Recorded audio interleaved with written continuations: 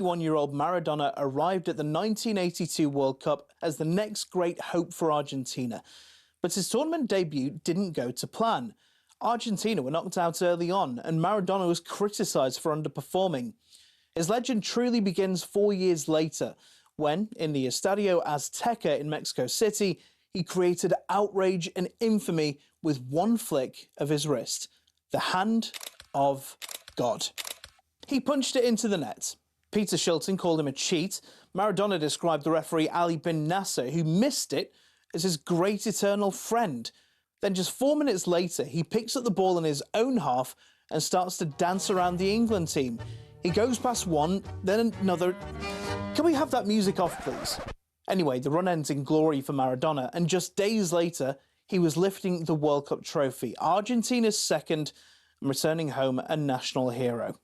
Hopes were high for Italia 90 when he'd captained the side again, but it was bizarre. Maradona was playing his club football in Italy at the time, winning titles for Napoli, and the Neapolitans were actually supporting Argentina over their own country when they faced off in the semi-final. Argentina won that game, but lost to West Germany in the final, and Maradona burst into tears. The 1994 World Cup would be his last. I mean, even his fashion had gone downhill. He was sent home after 2 games for failing a doping test due to something he'd ingested from an energy drink. But does a Red Bull make you look like this? Maradona would never pull on the blue and white stripes again. He did come back as manager, but was sacked after they were knocked out in 2010. The goal of the century is a permanent reminder that he may well have been the greatest of them all. Before it, his ascent, and after it, his dramatic descent, only highlights the mountain peak that was Maradona's 86.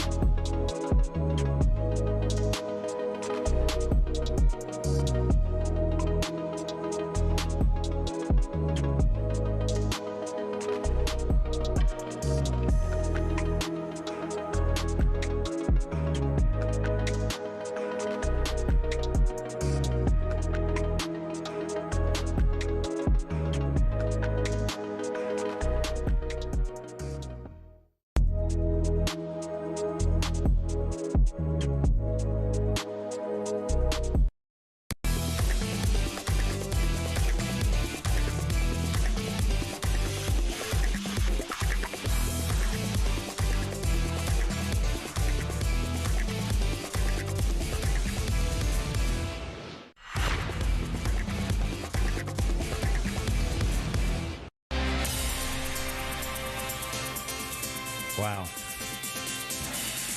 Wow. In the semi-finals, we get this. I thought it sounded a bit jazzier than normal. Maybe it's Stockholm Syndrome, Charlie. Did someone write this music after that first hydration break? Cool, that was tough. When we all forgot how to play any sort of football. What's the balance between jingoistic insanity and... That was tight. That was a tough one. That was tight. Oh. It was really tight. I think if Thomas Tuchel says we were lucky, we're also allowed to say we were lucky. We can't do the show yet until... I don't know what even this is. Something's got to give. I can't hear anything. You know, because normally... Can't even hear a beat. There's no beat to this music. Normally they get the music wrong once a week. I know, like twice a week. It feels like I thought on a Sunday much. You had this sorted out. You've been doing this for years. How long? 15 years? I mean, I don't know. Who knows? I don't know if it's sort of national treasure status yet. Is it legacy getting status close. yet? It's getting close. It's like the shipping forecast. It's like, yeah, we're very much like the shipping forecast of talkSPORT. That's what we like. Could somebody do something about this, please? Thank you so much. That's almost too much. You just have to ask politely. That's nice, isn't it? Yeah. That's what you have to do. Okay. Are you tired, Max? Everybody. I think we're all right. I'm going to give you some go-get-its. Let's go. Am I tired? When that game went to extra time, I was like, oh, you're not serious. Don't do that. I've got to do a podcast after this. Here we go. Whoa!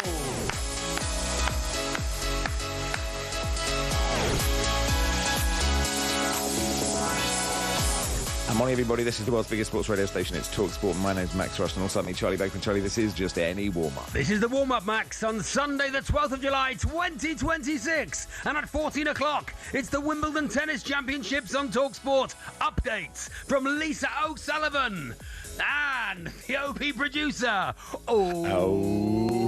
It's Lisa O'Sullivan. That's all me and him and them and me. We'll show you what we can do with a load of balls and a snooker clue. Pop the reds and screw back for the yellow, green, brown, blue, pink and black. Snooker loopy, that's all we're all snooker loopy. Go get it! It's Big Ticket Live, Wimbledon updates you can't afford to miss. Is that it? That's it. Okay, that's okay. Okay, Sunday, then. Ronnie O'Sullivan, Lisa O'Sullivan. That was clever. It was clever. We don't need to explain anything. I know, to these but you know, listeners. no, it's if fine, they don't isn't get it, they don't get it. Don't get it, go get it. They don't get it, go get it. You've just written the horrible reviews for my new tour, Max. Go get it, don't get it. Full stop. One word review. Matt says, I can confirm the show is not at National Treasure status. Thank you, Matt. That's a David shame, says, Max sounds like he's been gargling rocks, definitely on a hangy. I don't think you're on a hangy. Just work, hard work. Just never stop. It's just never stop. Yeah, I suppose more people are thinking about the England-Norway game than the Argentina-Switzerland game. But when that went to extra time, when Mbolo got sent off, I was like, mate, Switzerland are so on top here. If you don't get sent off, and it is the mistaken identity law is weird. I like it. Ever been mistaken for anyone else? Anyone been mistaken for anyone else? Ryan Reynolds. Oh, yeah. I definitely I have had meetings for high-level TV shows, at least one, where they 100% thought I was Charlie Brooker coming in. Did you just go with it? 100% true, that is. It's very disappointing. But mistaken identity, 81089. When were you mistaken for someone else? There was one once when I was working at the BBC and they rang me and said, "Hi Max, it's PM on Radio 4." I was like, "All right, that's nice." Okay, how are you? Like, do you have any thoughts on the Nelson Mandela statue in Parliament Square? I was like, "Yeah, it's all right." They were like, "Could you do a piece?"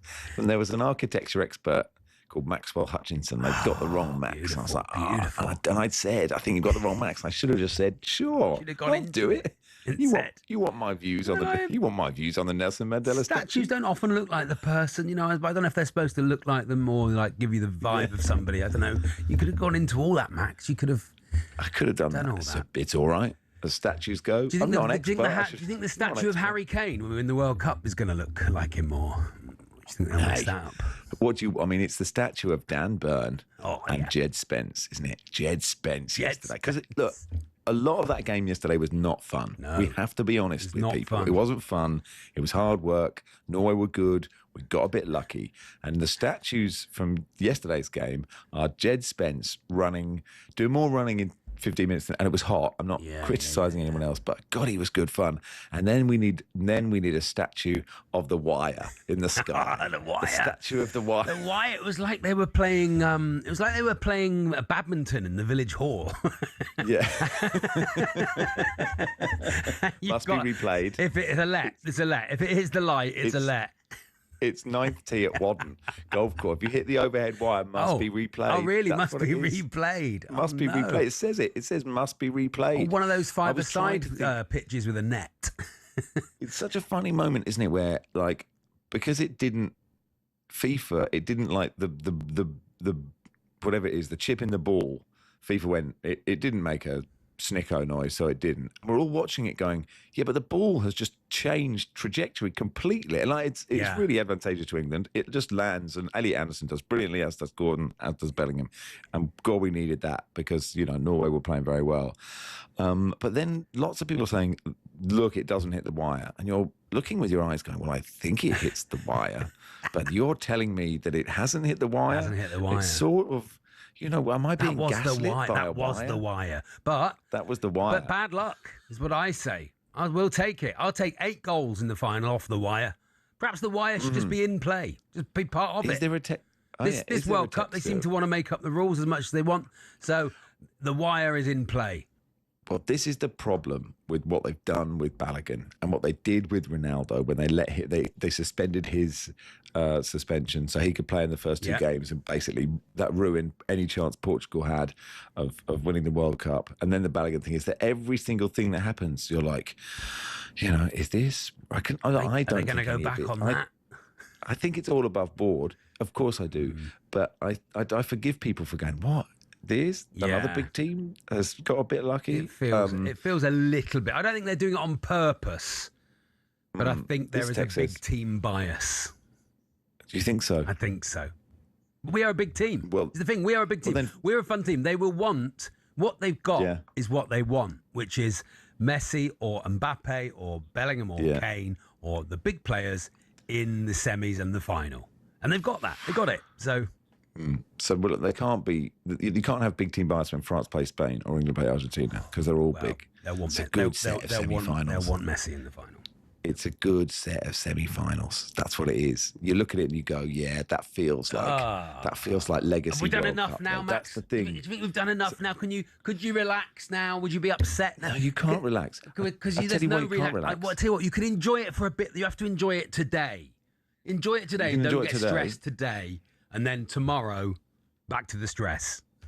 I really enjoyed Mexico because it was so exhilarating. This was like the agony without the exhilaration. It was just sort of agony. I thought that's how I did. I mean, obviously, I love football, but I was watching all of that game, not having a good time. I didn't enjoy it. My daughter was up with us for the first half. She fell asleep during the second half, but she just went, "Do you like this?" Okay, that's because I was just going. Why doesn't he want the ball? And when he gets the ball, he doesn't know what to do with it. Why is he not running at them? Why is he just standing on the line? We overthink the text topics, but just very simply, did you enjoy that? 8:10:89. Do you actually really like good. this? Oh, did you like that? That's it. 8:10:89. Matt says if FIFA says it didn't hit the wire, it didn't hit the wire. I trust FIFA. I don't care what my eyes saw. Jill, morning Max and Charlie. Best headline: Wire of God. Oh, the Wire of God. That's great. Semi-final. That is good. Well done, Jill. Thank you. Mick says, Max, you should have done the interview for Nelson Mandela's statue and said you knew Nelson and he once gave you a microwave. That would have been good. Good morning, Trevor Nelson. Max is broadcasting like a guy in his spare room at 3 a.m. Well, I'm broadcasting like myself at 5 a.m. in a hotel room in New York City. Hey, actually, can I just say, Jill, who's texted there, Max, she is one of... Hey, Jill. She's one of Hawksby and Jacobs' Creatures of the Night, which is, if you've not heard that feature on the show, is a fantastic idea. And Paul and Andy have been absolutely brilliant this whole World Cup. They've been they are good at it. Supreme this World Cup. Brilliant radio. And that feature is stone cold classic. It's a good idea, isn't it? Yeah. But anyway. I stayed up all night to watch Argentina, Switzerland, and I can give you a report on that at any time. Oh, good. Well, you should have done what I did, which is wake up at 6:45 and just check your phone and go, oh, right. That's your tactics. Yeah. Now, look, we must remember, everybody, at 12:22, my Wi-Fi goes for about 1 minute. Oh, yes. So it shocked us yesterday when we were half. So can we get some callers in? The 1221 callers. If you want to come on, we only need one. We need one. Only need one for 1221. We need. If you want to be the 1221 caller, you can set the agenda. Mm-hmm. You set the agenda for 1221. Yeah. So Kevin Hatchard's on at that exact time. Oh, that's all right. Well, I just talk to Kev. It's fine. You're the co-host at that point.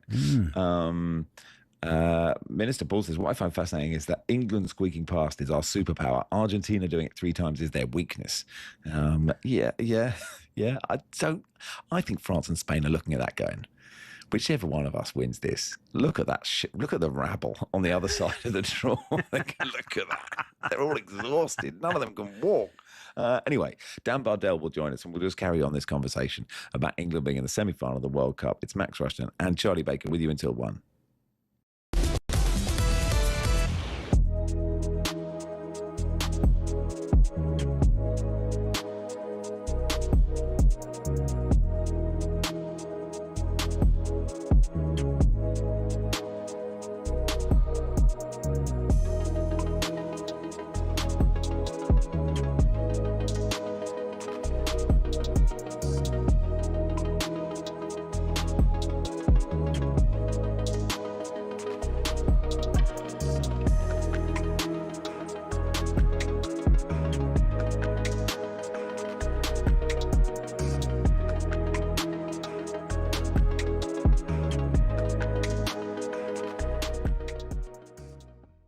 Newcastle's summer exodus is set to reach a crisis point. Sean, you'll have heard this news. Sandro Tonali, Anthony Gordon, of course, already out the door. Club captain and fan favourite Bruno Guimaraes has reportedly informed the hierarchy that he wants to join champions Arsenal, with another star player forcing his way out. Darren Bent raised serious concerns about what this loss could mean for Eddie Howe next season.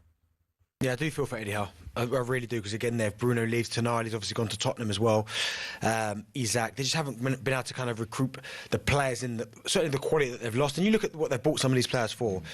Isaac, was it 60 million? They're selling for 120. Like tonight, they bought him for a fee. They're selling for more. So clearly, he's improving these players. But at some point, I think if Newcastle do want to go to the next level, they've got. I know it's hard with the PSR and the financial fair play, but if they do want to go to the next level and then stay there, they've got to find a way of holding on to some of these players.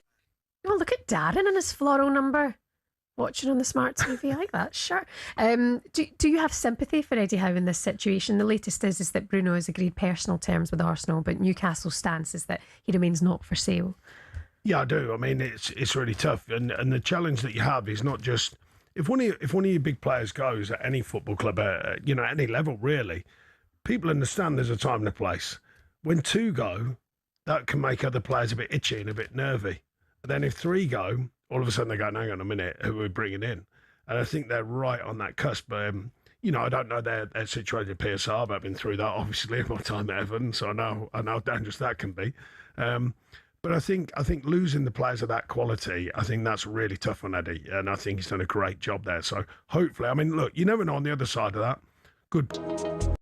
Get ready to get that winning feeling with talkSPORT Win. This summer, talkSPORT is bringing you live and official coverage of every game of the FIFA World Cup 2026. And to celebrate, we're giving away £26,000 guaranteed. Go to win.talksport.com to enter now, and you could win 26 grand in your hand, tax-free. Enter now, and you could be the next to get that winning feeling, courtesy of talkSPORT Win. Find out how to enter now at win.talksport.com.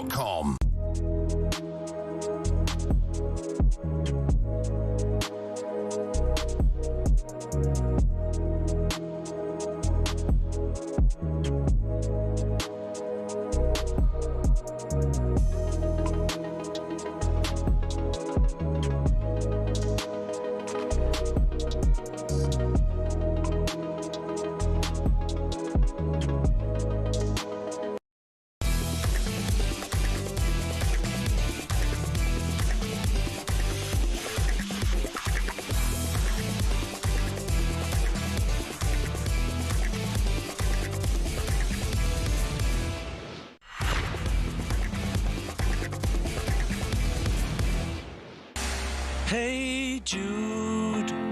Saka inside the penalty area. Stands up a ball and a diving header is in. And England silence the Azteca with Jude Bellingham. Bellingham again. And he slipped into his right hand side.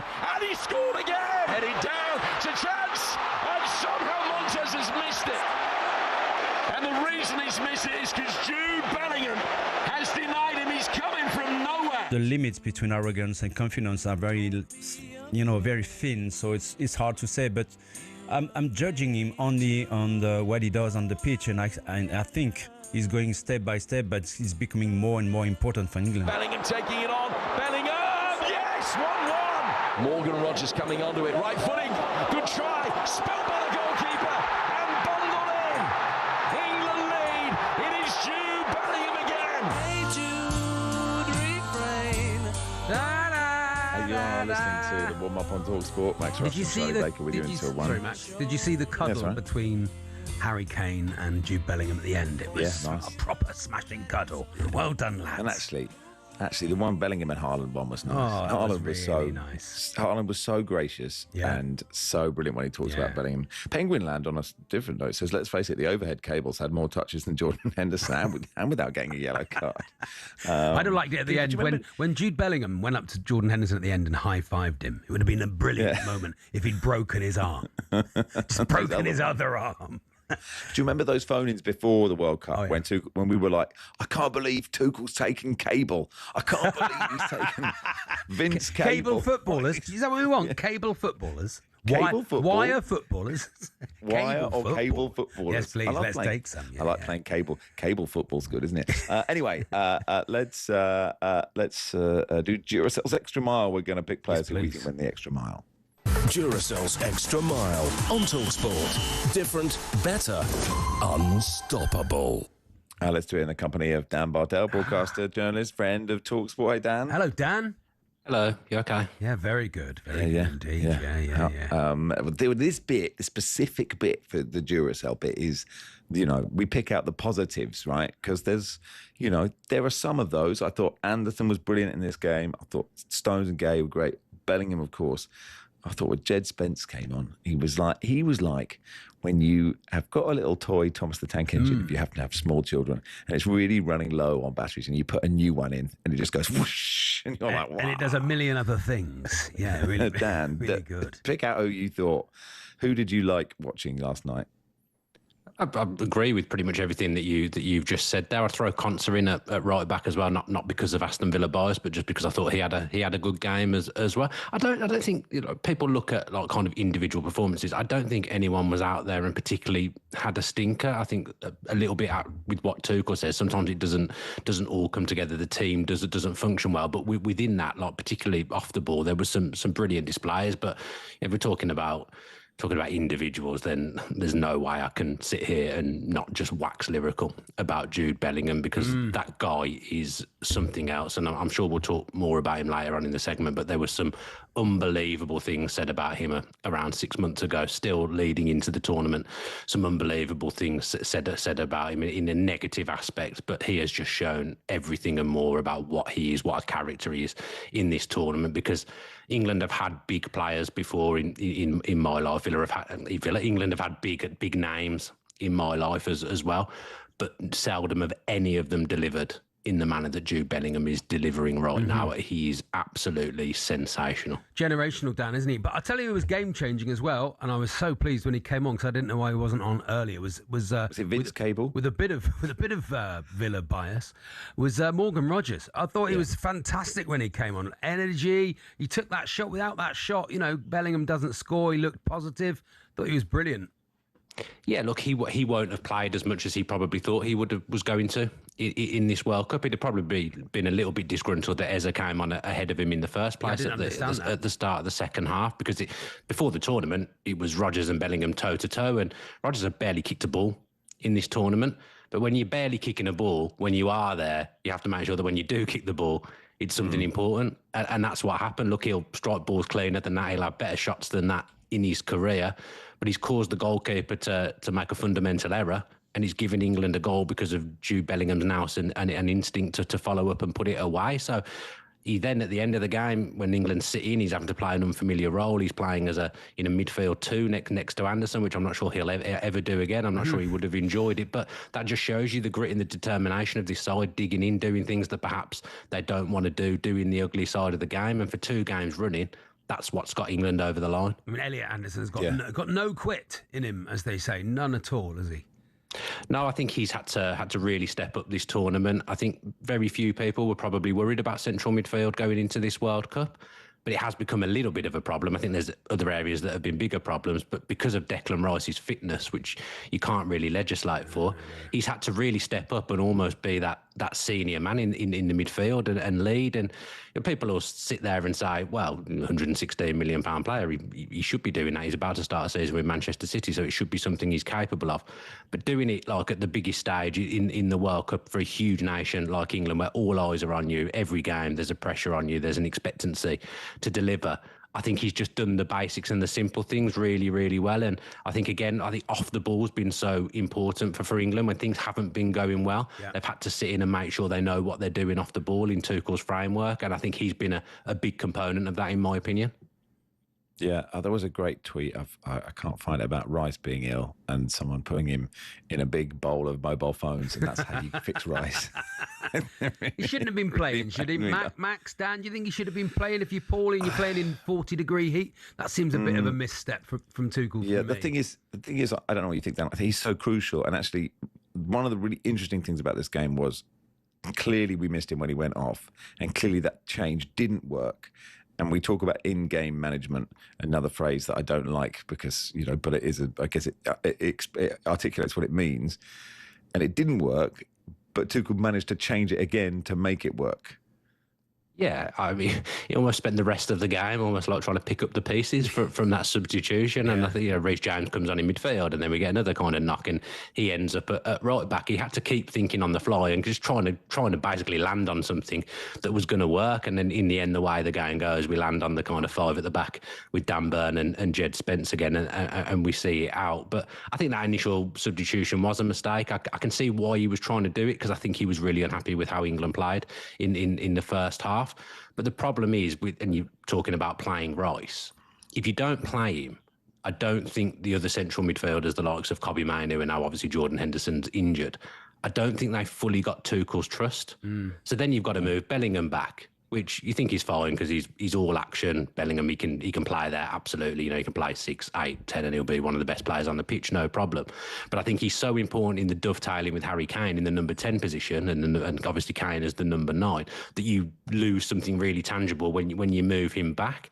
So I was actually quite glad when Reece James went into midfield, because I thought that might sort it out. But then, of course, another injury bites in Konsa, and you have to change it back again, and Reece James goes back to right back. But I think he's just sees Rice as just being too vital, and maybe even a Rice at 40, 50% is better than some of the other options he's got there. Yeah. And actually, Rice, James, I thought played brilliantly at right back as well. Yeah. And he's obviously struggled with his fitness, but I thought he had a really the substitutes were good, and we need Gordon one was down great. header. Anthony Gordon was brilliant. Yeah, Gordon had a really good game, but a mate of mine in the stadium said the cheer for that Dan Burn header was bigger than for the goals. Just that, I mean, it might have been a foul. I don't know. I think he might have gone through the back of So great of the other lad, but still. Anyway, that was the Duracells Extra Mile bit, and we'll be back with Dan Bardell, and we'll talk more on this game in just a second. Duracells Extra Mile on talkSPORT. Different, better, unstoppable.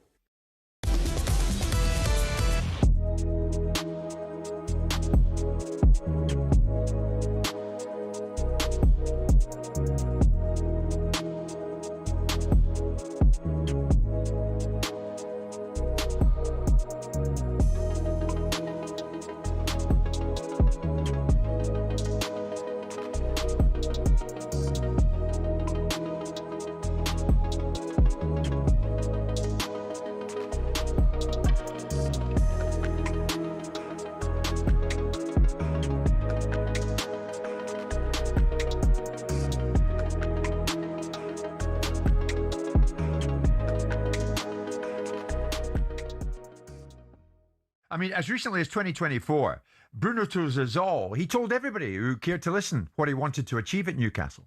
Never said that I would like to leave. Since I signed for the club, I always said I want to put my name in the club history, and nothing changed. Nothing changed from me.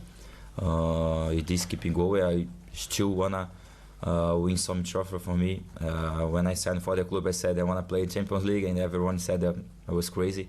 And we got it. Now I wanna be in Champions League again. I wanna win something for the club. I think the fans deserve. We are worked so hard to get it. So this is still my dream. And then a year later, Simon, they win the Carabao Cup, and Bruno says, "This is my second home. We're making history. Someday, when I leave this club, I want the fans to sing my name the way they do Alan Shearer." I'm not sure that's going to happen. Well, look, first and foremost, ask yourself the question: why are these players suddenly all deserting the sinking ship? It's not a sinking ship, but it doesn't appear to be a particularly ambitious one. It doesn't appear to have an ownership model that everyone thought was going to change the whole direction of football. Oh my God, we've just sold to a nation state, one of the richest nation states, and look what they're going to do to football. But they haven't done anything. They're going to buy everybody. They're going to buy Ronaldo. They're going to buy Messi. They're going to have this player here, that player, this player, and they haven't. Yeah. They bought a bunch of players that to some extent they've gone and made better. And these players are now doing what every player does, which is go, Liverpool. Yeah. Oh, Arsenal. Yeah. Ooh.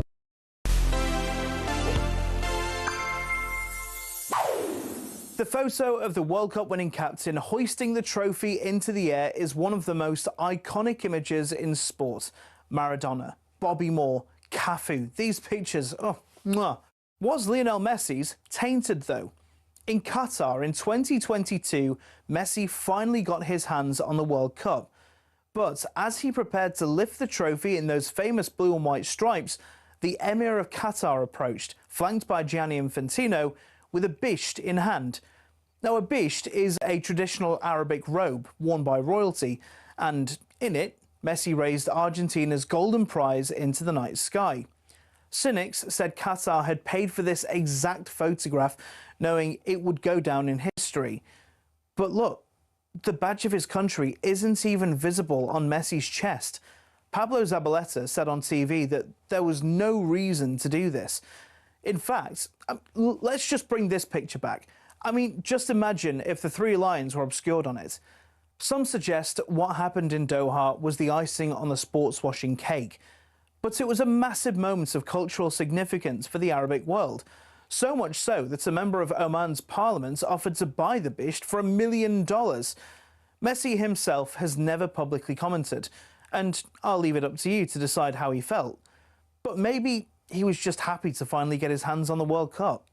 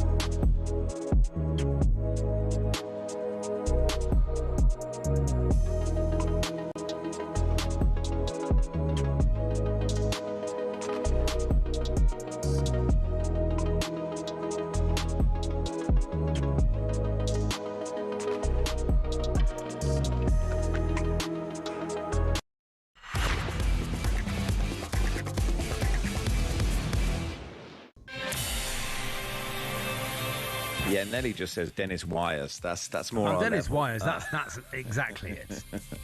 Max and Charlie with you till 1. Dan Bardell with us. Should we? You just heard them at Sport. You know, Tuchel said one thing, Bellingham said the other. Let's hear what Thomas Tuchel had to say. I didn't talk about suffering. I never talked about suffering. We made life very, very difficult for ourselves today. The result is fantastic. We're in the last 4. It's amazing, but not happy with the performance. In what sense? In every sense. Because, again, the commitment is there, but we made life very, very difficult for us in the way we played, how we played. Sloppy, a lot of technical mistakes, not fast enough, not repetitive enough. We were lucky today.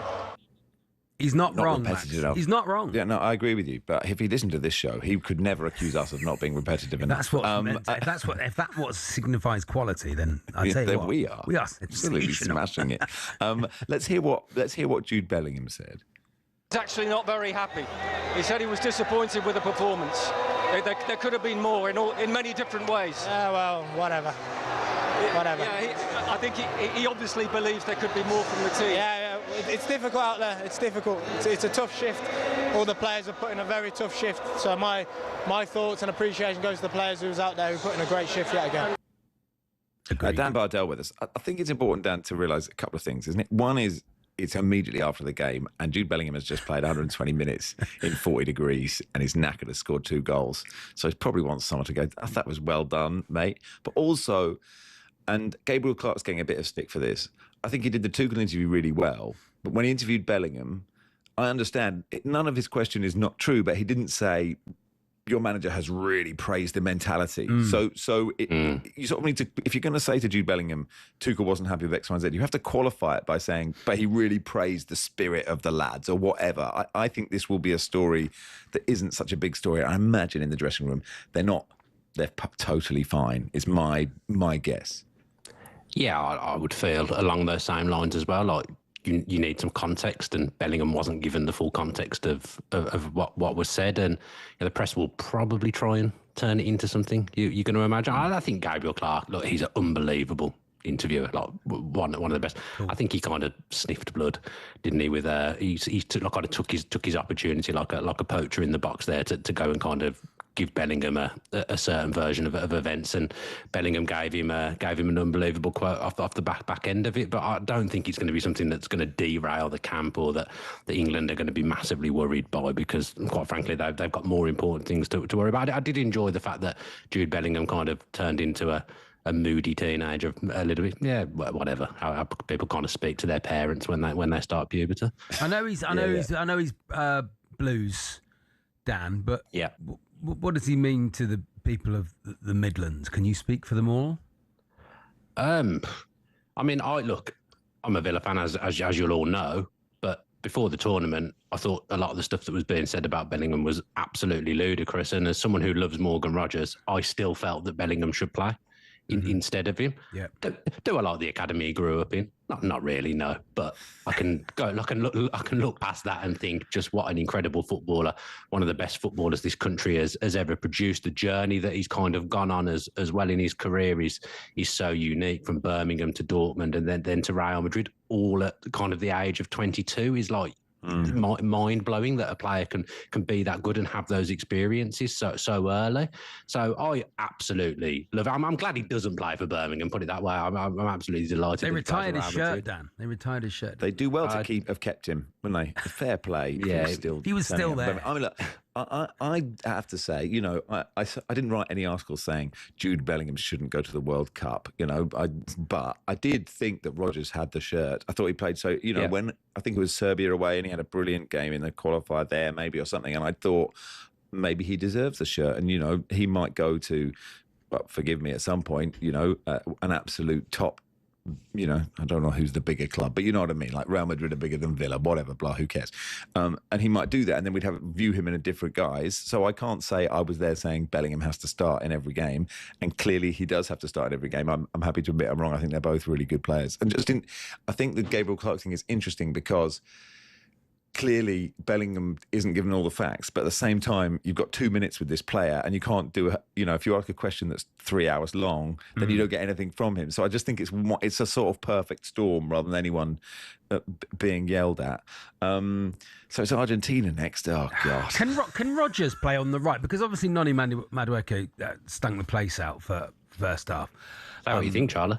I don't think he was. He didn't have a great interested. game. He didn't have a great game. Maybe he was trying. Come on, I don't think he. I think maybe he was trying. It isn't fair. Of course. What do you mean? Maybe he was trying, Charlie? That is ridiculous. That's the quarterfinal of the World Cup. Of course they're trying. Sometimes you don't play well. He didn't play. He didn't play well at all. No, I agree with you. He didn't play. I apologise. He didn't. I thought Saka was very good. He didn't play well at all. I thought Saka was excellent. Noni Madueke was not good. But if Saka can't play 90 minutes, can Morgan Rogers play on the right? I mean, he's played there for Villa, he can, but it's not his best position. And Villa play in a different way to England, whereas sometimes a wide player can be a number 10. Like Tuchel's made it pretty clear that the wide players are wide players, and that's that. So I don't see it as being something that we will do as a country. But he can play there. But I think he's just going to keep going with Madueke and Saka. Saka was, he's not fully fit. It's clear, but I thought he was brilliant when he came on. Really tried to make stuff happen. But people forget as well, Madueke's had good games. Like the start of the tour, that Croatia game was an important game to start off the tournament. Give us lift off. And I felt Madueke was man of the match in that game. Like Max says, sometimes people just have bad days. I can't say everything I ever. I mean, people might think I'm rubbish now coming on and doing this. Like, not everything I do is. Never had a bad day, Dan. So I think that's the thing. Thank you. That's not. We can't. We don't understand because we are brilliant every single minute of every show. Now, I did the podcast with Barry last night, and he was obviously pointing out the moments where England were lucky. Of course. And I think he has it. With the cable, of course. The disallowed goal, the push by Haaland on Anderson is a push, but he was saying that in the when Aya hit the bar, when the ball comes back, and I thought when I first watched it, and I'm obviously watching it in such a myopic way, like I'm just so desperate for England to win. I just thought Konsa did brilliantly, but there is an argument that Konsa pushes the Norwegian lad to get that header, and if he doesn't do that, the Norwegian guy probably just scores. I don't know what you think, Dan. I didn't see it like that either. Maybe I'm watching it in the same way as you. We all know Barry's got a very unique viewpoint when he's when he's watching. He speaks for a lot of Celts. I would say he speaks for many Celts. Yeah, I didn't see that, and I thought the Norway one was a foul on Anderson in all fairness. The kind of cable thing they've got a bit more of a grievance with, haven't they? I was reading some stuff on it this morning, and I got to admit that had passed me by during the game. It wasn't really, unless I missed it, it wasn't really shown in the coverage I was watching over here. Yeah, it just made me laugh that like some technology was kind of quoted that I've never ever heard. I've always like someone was asked a question on the fly and had to come up with an answer quickly and saying our ball chip technology says that wasn't that it didn't hit the camera, like it just sounded quite made up. But I haven't seen any conclusive footage as to whether it did hit the camera / cable. The way the ball falls, it can't not. And actually, the BBC, the BBC do those really terrible like 1980s graphics, like a Dire Straits video, and they've been good for watching Dan Burns clearances and seeing this ball make a little jink when it hits the cable. But you are getting lost in the weeds when you're talking about that. Like the Norway manager just said that's not the reason we lost this game. I tell you what I thought was a bigger moment was at 1-0 looking for 2-0 when who was it? Soloth didn't pass it to Haaland. Oh yeah, I thought that was a huge moment. Yeah, I'm watching the game at home, so I'm watching it with people who like watch England games but don't necessarily like follow football religiously in my house, and I was trying to explain that like that is absolutely crucial. And then obviously a few minutes later England go on and equalise. Like I didn't see Haaland's reaction, but I imagine he was absolutely frothing at the mouth there, just square the ball. It's such a bad decision at the highest level. And England had another game, forgive me, I can't remember which one it was now, where it was the Mexico game, where at 1-0 it could have become 2 and it didn't. And I guess these are the kind of moments that Barry's talking about, but it's not. It reminded me of bad decision making. Do you remember in the Euros when Thomas Muller was through for a chance that he'd take 99 times out of 100, and we all sort of looked at it like he didn't score. Yeah, he didn't score. I thought we were winning it. I thought the trophy drought was over in that moment. Yeah. No, that's exactly right. One of those things. Sort of see what Soloth's trying to do. I think the centre back, I can't remember which one it was, did quite well to sort of make that angle a bit tricky. But it's not. Yeah, it's good defending. It's not an impossible pass, is it? But we looked really shaky then, and we have looked shaky at times. But then Argentina are bizarrely not great, Dan. I mean, it doesn't mean we'll beat them, and there's so much history in that game. But I don't know if I suspect I'm the only one that watched all of Argentina's Switzerland. But they didn't look great again. And if Ebola doesn't get sent off, Switzerland have all the momentum in that game. But I don't know if any England fan who has been through it, Dan, can go into an Argentina game with anything but just terror. No, look, it's one of those games where I think sometimes in football you have an idea of how a game might go. And actually, I sat there quite relatively comfortably last night. Like I just had a feeling that England would get over the line and win. This Argentina game, I can't even picture or envisage what it's going to be like, the type of game. Because I think both teams have got kind of defensive worries in them. Both teams have got players that can come up clutch, to use an American term, at the big moments. Both have got carry a lot of elite players, but the difference, I guess, is that Argentina, they've just got it in the back of their mind that they know how to win this tournament. But then England know how to get to finals because they've got to a fair few finals over the last decade as well. So it's obviously going to be pretty tight. I just can't, you know what I mean? Where you can't imagine what a game's going to be like. Like I just can't picture at all. It's going to be. This is one of the biggest games England have ever had in my life. A World Cup semi-final, England v Argentina. Exactly. These are the good old days. Now, this is the good time. You have to tell sort of young people, this is it now. Enjoy this bit because this won't last forever. Messi's never played England in a match. I think I read in any match. Don't tell us that. I read earlier on. Never ever played England. Lionel Messi. He doesn't know how to do it. Do you think do you think it's in their mentality at all to be at all worried about England, or do you think their mentality is we beat England? yeah, they'll know that England carry threats. Maybe even, I might regret saying this, but look, player for player, I think England are probably better. Yeah, I agree. But same goes for Norway, right? And it's so tight. It'll be so tight. I just think it will be so tight. Don't you think, though, Norway was still expected to win, whereas I don't necessarily think we're expected to win this, but yeah, I still sit here thinking just about maybe 60-40. We've probably got the stronger 11, but they've maybe got, as I say, that just Nelson mentality. I can already picture, like, I know very well what Emi Martinez is like. I can already see him being involved in some way. Romero's going through the back of Kane. Sandro Martinez, don't we? Oh, you can just picture. Just don't go to penalties. Just don't go to penalties against him. That's what we don't need. Oh God. Anyway, cheers, Dan. Thanks for coming on, pal. Dan Bardell there. Jim says Lead Dixon. Not bad. James in Bognor Regis. Willie Caballero. This is good, isn't it? Oh, that was a good one. Owen Coyle. That's good. Owen Coyle. I like this one. Ethan 13 Amp Ado. That was good. Well done, Daniel. Very good. Without doubt, the pinnacle of cable football are Leeds United. Of course they are. Hi, Wire Maguire. Hi, Wire Maguire. That's good. He sounds like someone from Police Academy. I'd like Jordan Pickford to calm down a bit. That's why we had a brilliant game against Mexico, and he didn't have a brilliant game last night. When he ran out for that one, and I was like, Well, it was more the one that he paddled wide, and I think that led to the corner that led to another corner that led to the disallowed goal. He's great. He's never let England down. But it's like calm. I think he got too hot. He was hot. I think he was too overheated. I think he was too hot. I'm too hot.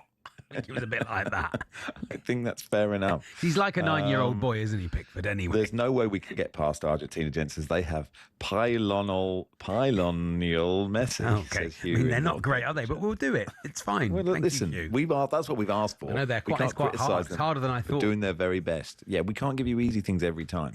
We might actually do just a normal phone-in for one bit. Let's do a proper phone-in. Your thoughts on England. I think other shows do this. I'm not sure, but your thoughts on England. 03717 22. Are we allowed, if we get bored, to dump them? Are we allowed to go, thanks, bored? If we get bored. Thanks, bored. Hang up. Are we allowed to do... what did we used to do? What did we used to call it? The treatment. Do they want the treatment? We won't do the treatment. But I think it feels impolite. I would like. But some people get boring on a call, don't they? They get boring. Oh, of course. Yeah. So you're allowed to say, you're allowed to go, okay, thank you. No, I think what we're doing, here's what we do, Charlie. Okay. Is we get them on, we say, thanks so much for your call. Once they've gone, then we say, it's a bit boring. Numbers out of 10. You know, like rank you do them when you go to rank them out of 10. You go round to someone's for dinner and then you come back, actually, it wasn't. Oh, please, we can go home now. God. Well, I'll tell you what, why don't they get 1 minute? Why don't we put a clock on it? You get 1 minute. Okay, fine, one. Anyway, look, we'll take your calls on England then, 03717 223344. Before that, what about all this weather we're having?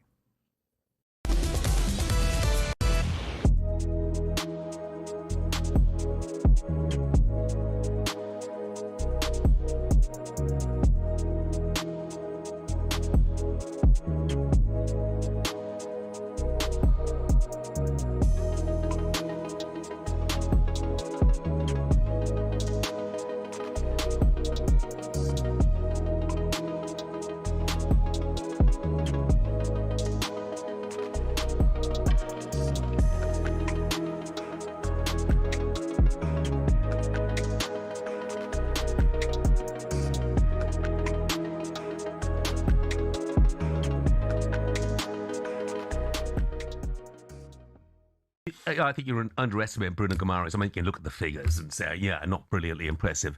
But every Newcastle fan will tell you he's the heartbeat of their team. That's Newcastle, though, Jeff. Jeff, we're not Newcastle United. Oh, right? Joe, don't be arrogant. Do not be arrogant, pal. What do you mean not be arrogant? We're Premier League champions. I'm not saying I don't want him at the club. You're Premier League champions now. You're Premier League champions now. Let's come on in 12 months' time and find out if you're going to say the same thing if you're not Premier League champions then.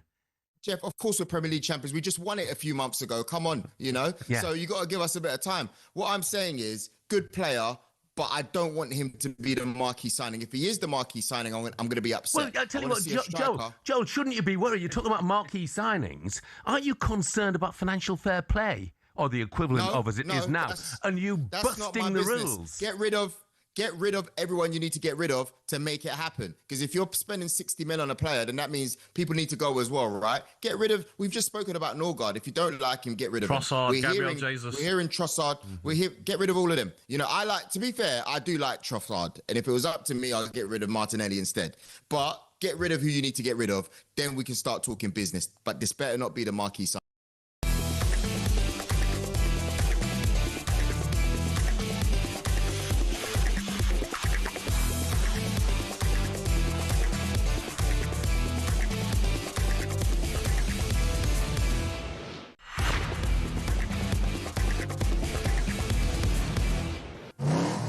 US football forecast on talkSPORT with QuickFit, a team selection that everyone would be happy with this summer. QuickFit, drive away happy every time.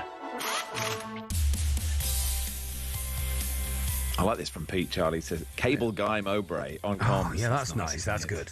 Yeah, come on. It's still taking your cable football. There's a tricky one. Oh, no one has a story about a wire. No. There must be someone listening. Martin where of a Wire. Are we doing really rugby? helped Are we doing rugby league? Rugby league wire. Martin players. of Wire. That's all I've got. Martin of Wire. Ellery Hanley Wire. Then I'm done. I'm afraid. Ellery Hanley.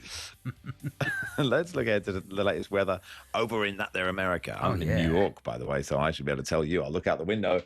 Hey, Dawn. That what? It's raining here. Oh, it's raining here. What are you talking Who's Dawn? about? Why have you got They're all Dawn doing in? Adrian Why have you Torrent. got Dawn in your hotel room, Max? Listen, what happens in New York? John Kelly is here. Oh, good. John Thanks to Kelly's Quick here. Fits. Happy birthday, Hey, John. Kelly. Morning, boys. Happy Good birthday, morning. John. Happy birthday. How are you? Well, thank you very much. It's nice to be 45. All right. Lovely. Classic Ketley there. You look good on it. You look good on it, Ketters. Yeah, man. He's got good stuff, and he's got good material, hasn't he, Ketters? What's the weather? Come on, tell us. What I are we drink going to some good stuff. I can weather? tell you that's what's doing it. Okay, good news. Well, I'll tell you what. It looked a bit brutal in Miami, didn't it? It was absolutely awful. I think the only air conditioning in that stadium was around the dugout. I think everybody else was really suffering, and I was getting a little bit worried second half because I thought Norway were coming on much stronger than England. But nonetheless, we got there in the end. Everything was fine. But as far as the next few matches are concerned, well, it's still very hot and stormy. There's no doubt about that. Dallas, Arlington, Dallas. That's Tuesday, isn't it? France against Spain. And it looks like we're going to see temperatures up around 33 degrees there. And there's a lot of heat exhaustion going on in that part of the world. The southern states have really both out. Been bashed by these big storms and also some extremely humid weather.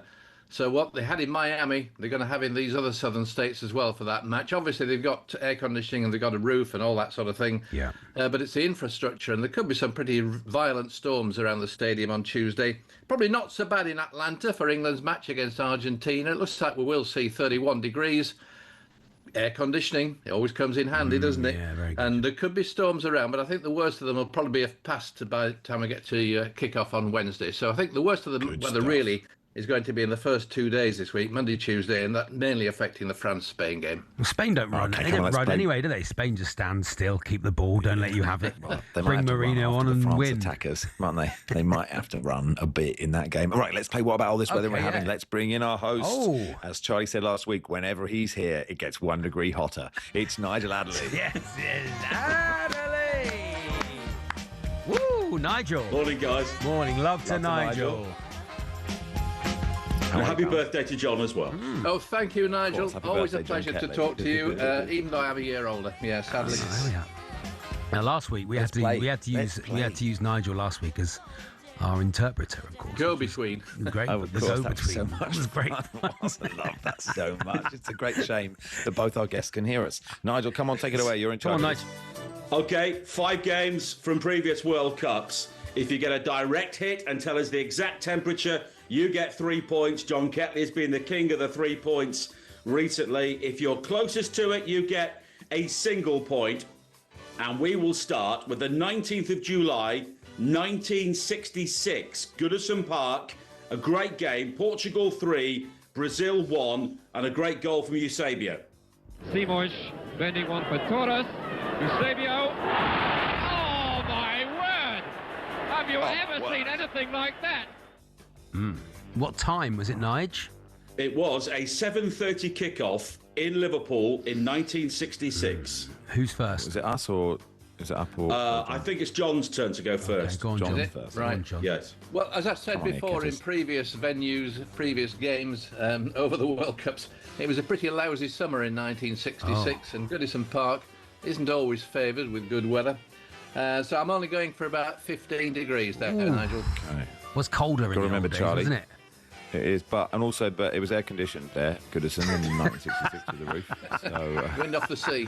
Air cooled. You're gonna. I reckon we go one. I reckon we go 14. Oh, I okay. go 14 down. Go for it. 14. 15 degrees Celsius. Yet again, Ketley gets the 3 points. He can't teach it. The greats look like they've got time. It is a clinic.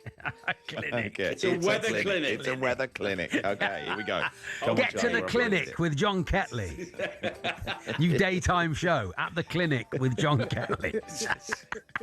Hello, what's wrong with you today? Yeah, there are. Okay, quick game's a good game now. Looks a bit warm in the south, madam. We've got 4 weathers in 2 minutes, guys. Let's focus. Okay, here we go. 26th of June, 1974. Netherlands 4, Argentina 0 in Gelsenkirchen, and a goal from Johan Cruyff. And there's a lovely ball through. Cruyff is in here. It was Van Hardigem's pass. Cruyff does the damage. Holland in front, and Argentina were caught absolutely square. Time, please, Nige. It was a 7:30 kickoff in a very wet World Cup.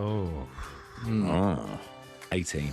Do you know what? I was about to say 18, Max, so we're symbiotic. Well, then let's go with 18. Nice, yes.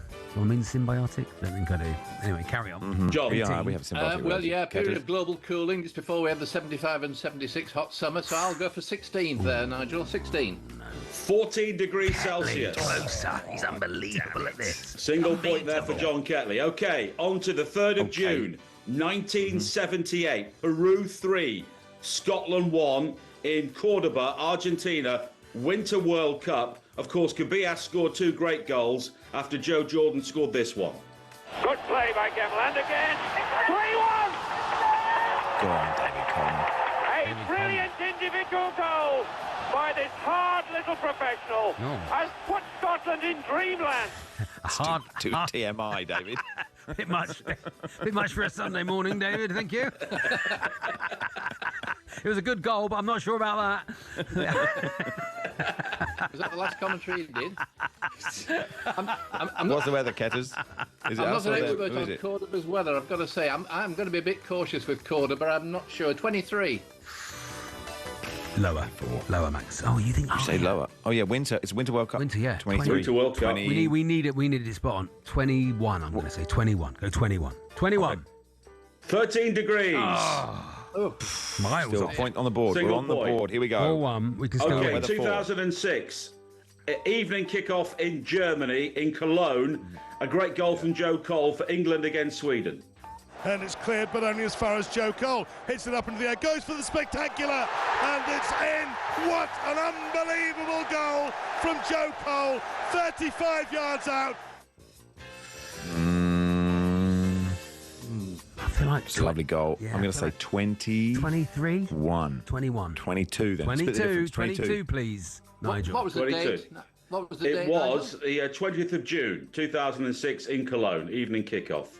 Oh, yeah. Very nice place, It was Cologne. a good summer, though. We'll go for 23. 20 degrees Celsius. 4-2. We're in here, Max. We're in here. Okay, last one. Here we go. Okay, last one. Let's go. 30th of June, 2014. France 2, Nigeria 0 in the Estadio Garrincha in Brasilia. And Paul Pogba scoring for France. Another corner, and the keeper's knocked this away, but this time he is punished, and France take the lead through Pogba with 12 minutes to go. Ketters. Early afternoon kickoff. Yeah. 18. I think I hotter. What do you reckon? Don't you think? Yeah, but was winter? It was a guess. Yeah. Winter. Oh, was it winter? Ketley doesn't guess. 19. 27 degrees Celsius. It was a wild year for Ketley. Listen. 4-3 to Ketley. Well done, John.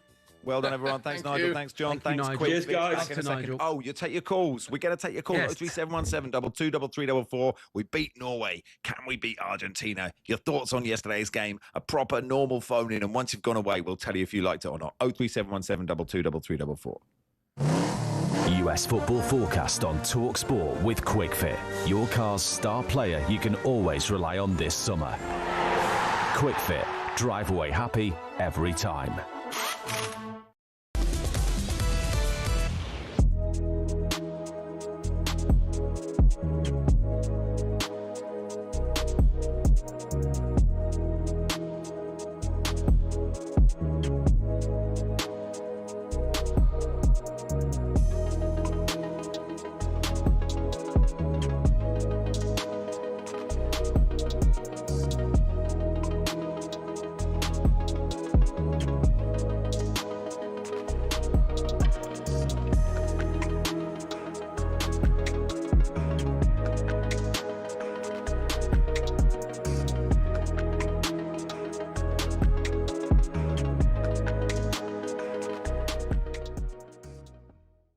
Infantino, though, Simon, has said, yes, I got a call from Trump on Balogun, they have allowed themselves to be boxed into a ridiculous corner, haven't they? Well, it's one thing players cheating on a field, but when the people that are supposed to uphold the game ignore the integrity of their own positions, to damage the authenticity of what people might be watching, and challenge the legitimacy of it by allowing one set of group of people to have an advantage and not on others, you should start worrying about the existential threat that has to the game, and start worrying about what's happening to the football and where it's going next, and what will happen to it next.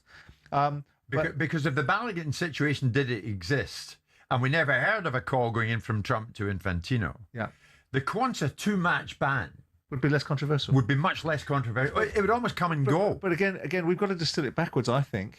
If you sit there and you say, why is there no process available to rescind a red card? Why would there not be one? What is the logical thinking? Maybe FIFA can explain to us why it was necessary for the Trump regime to instigate some thinking into FIFA that should have been there in the first place. It shouldn't require Trump to be involved in the conversation. It should have been a simple appeal from, and by the way, US Soccer would have been all over this. It wasn't just Trump that did it. It was US Soccer that probably prompted him to do it. And they're sort of going in the background. It's not us, it's our commander-in-chief. No, Trump makes all the noise and carries all the cachet. But there should have been a process. There's no regularity to this, Simon. Ironically, if you get sent off for in the Premier League for serious foul play, it's a 3-match ban. But that's because you've got a 38-game season. This is a limited window. So people are always going to condense it down based upon the size of the tournament. But even more so in a limited window. In a century of World Cups, it's not just the football that's changed. Stadiums have gone from concrete behemoths to technological marvels, and the giant monolithic arenas help to define tournaments. Back in 1930, the world embraced its greatest spectacle for the first time. Uruguay was the host, and in just 90 days, they built a stadium that's still there today. It was a gargantuan effort to pull together the 90,000 capacity Estadio Centenario, one of only 3 venues for that tournament, that would act as a monument to 100 years of Uruguayan independence. If that was the World Cup's birthplace, Mexico City's Estadio Azteca became its cathedral. Some of the World Cup's most iconic moments happened on this grass, including this, of course. Also, both Pelé and Maradona lifted the trophy in the Azteca. A bit of pub quiz ammo for you there. You're welcome. In England, there's no more special place to us than Wembley, the scene of our greatest triumph. And yes, it definitely was a goal. Some incredible stadiums across the world have hosted matches, but you don't have to have a modern-day spaceship of a ground to make it memorable. Take 2006, for example, and here. The memories of what happened at Berlin's Olympiastadion show events on the pitch can elevate a stadium in the minds of fans worldwide. But that doesn't stop us from marvelling at modern triumphs of engineering. Let's jump ahead to Qatar and take a look at this, the Lusail Stadium. This gorgeous golden bowl hosted the frankly unbelievable final in 2022.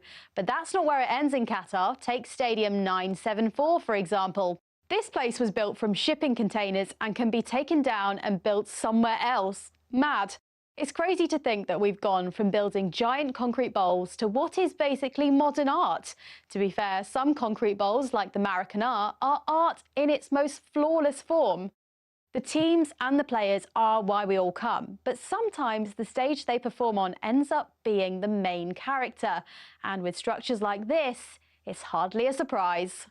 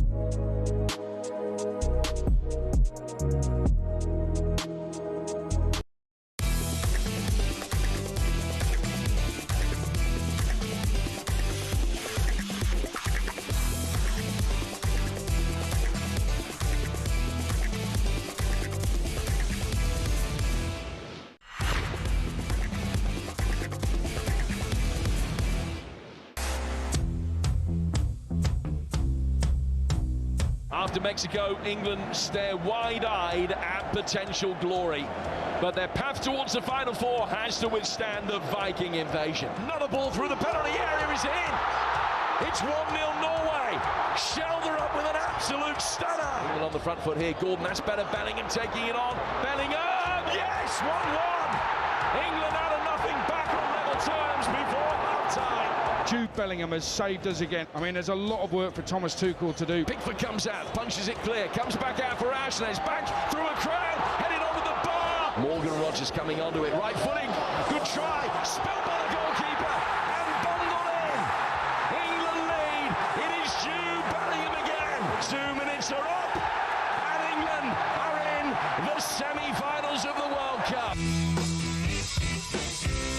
Yeah, England in the semi-finals. Let's go to the court. Let's go to the phone line. Go to the phones, 03717 22 344. Jill's a Man United fan. Hey, Jill. Hello, Jill. Hi there, Max. Hi, Charlie. How are you doing? Yeah, very good, Yes, thank you. we're good. What did you make of it? Did you enjoy it? Well, I did enjoy it eventually, but honestly, I think we're through, and we've got to be like really positive about it. We're a bit disjointed, for sure. Okay, we had possession, a lot of possession in the first half, but then Bellingham, and he is world class, man. He is world class. Yeah. And I just thought he was brilliant. Honestly, Rogers coming on, I thought he was good. We've got the finishers, right? Mm-hmm. That's what I'm calling him. I know it's not popular, but that's what I'm calling him. And I also think, like, Pickford picked it up. He made a great double save. Dan Burn at the end, right? I just think you can critique it, but I think we've got that fighting spirit, man. And that fighting spirit is what we need. So bring on Wednesday, bring on the Argentinians, and vamos, as they say. Yeah, do you mind about the performances, Jill? Do you mind it's not, it wasn't a great performance. Question this. But do you just, No. as long as we go through? Well, it's up to the manager. If the manager is saying he's not happy with the performance, then they've got to listen to him. Mm. He's the manager. The subs were right. I think with Bellingham, saying whatever, he's the manager, Tuchel. I thought his subs were brilliant. I thought his tactical, nous is great. They've got to listen to him. The performance is the performance. Okay, the heat is the heat. The Norway, they had to play in the heat as well. Yeah. So, let's just celebrate that we won it. We're through. We're in the semi-finals of the World Cup, and we can get to the final. Agreed, Let's celebrate Jill. that, man. Agreed, Jill. Thank you very much. Thank you, Jill. Howard's a Chelsea fan. Hey, Howard. Hello, How are you? Howard. Morning, chaps. How you doing? Yeah, good. All Yeah, really good. Give us your considered thoughts. Oh well, I'm a huge Tuchel fan, and I thought it was really interesting him talking about mentality last night, because his mentality is we have to win. Yeah. Not we'd like to win. We have to win, and that's that weird German steel that he seems to be putting into the players, that they too are going, we are going to win. And he's managing the games in 4 parts, which is incredible, because we've all moaned about hydration breaks, and he's just making the best of it. And he's got this mentality, as I said, that just says, we have to win. And I think it's brilliant, and I'm loving it. And I wasn't worried about it last night, which is weird, isn't it, as an English fan? It is weird, but why weren't you worried, Howard? Why weren't you worried? Because I just believe that he's going to do whatever it takes to win. Yeah. That's not have a go. Do you think that slight disconnect that he'll have, because he's obviously he's German and he's not English? Do you think that the slight disconnect he'll have gives him a bit more clarity of thought, perhaps, Howard? Yeah, I think so. It's almost like, this is the job I've been given to do, and this is what I'm going to do. And I'm not worried about what anybody says. I don't care about what players I've got in and what players I'm bringing in. I'm going to do the best job to win the thing. And I think we've got a real shot. Brilliant, Howard. We've got a shot. You're Brilliant, right. Howard. Thank you, Argentina Howard. quite good. France and Spain are good. That's the worry. Thank you, Howard. Liam's a Man United fan. Hey, Liam. Hey, Liam. Hello, good morning, boys. Good show as always. Thank you, Liam. Oh, thank you. It is a good one. It is true. What are your thoughts? Yeah, it's a good show. It's a good show. All right. I was just saying, I'm 32 years old. Yeah. So Right, I've the baby. grown up. Yeah, well, I've grown up with my older generation always talking about tournaments like Italia 90, Euro 96, and I've never got to experience anything like that as an England fan, really. For the most part, tournaments have just been quite disappointing, and I feel like this is the first tournament that I've experienced where I can actually turn to my kids and my grandkids when I grow up and say, that was amazing. That was an incredible tournament. We've been in a couple of finals, Liam. We have been in a couple of finals and semi-finals, Liam. Yeah. I don't understand that, Liam, because... but I mean, that was a long time coming, though, wasn't it? It's several tournaments, lose to Iceland and go out of the group stage in Brazil, really disappointing tournament. So, and even with those other ones, I don't think that felt the same as this World Cup. There's a different feeling around this World Cup and how we're performing in this World Cup and the team and the belief that we seem to have and the players seem to have. It's special, and I'm gonna grow up or get older telling my kids and my grandkids about it. Yeah. Good stuff, Liam. Thank you, Liam. Patrick, we'll finish with Patrick the Villa fan. Oh, yeah. Here we go, Patrick. I wonder what Who's man of the match? Maria Whittaker thinks about it. Patrick, come on then. Hello, Patrick. Try your best. Be sensible, please, Patrick. Sensible phone proper phone in, Patrick. Listen, guys, I need a favour. So my missus is on a 40th in Albufeira in Portugal. Yeah. And she's lost a brand new iPhone 17. Yeah. There's a picture of me on the screen with Maria Whittaker's, I've said. So if anybody's in the Albufeira area, is there any chance you could have a quick look around for it, if possible? Sure. She was last seen in the Slippy Banana last night about 1 o'clock. She might have lost it in a taxi going back, but I really need the talkSPORT listeners to pull together on this one, guys. We're trying to do a proper phone in here, Patrick. This isn't this isn't a daft Saturday morning show. This is a proper football Sunday show. What did you think of the football, Patrick? You're doing it properly. This isn't real.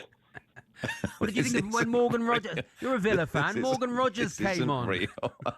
Not for long. He won't be there for long. This is more important, Charlie. We're going away on Thursday. It's got all the boarding passes on it.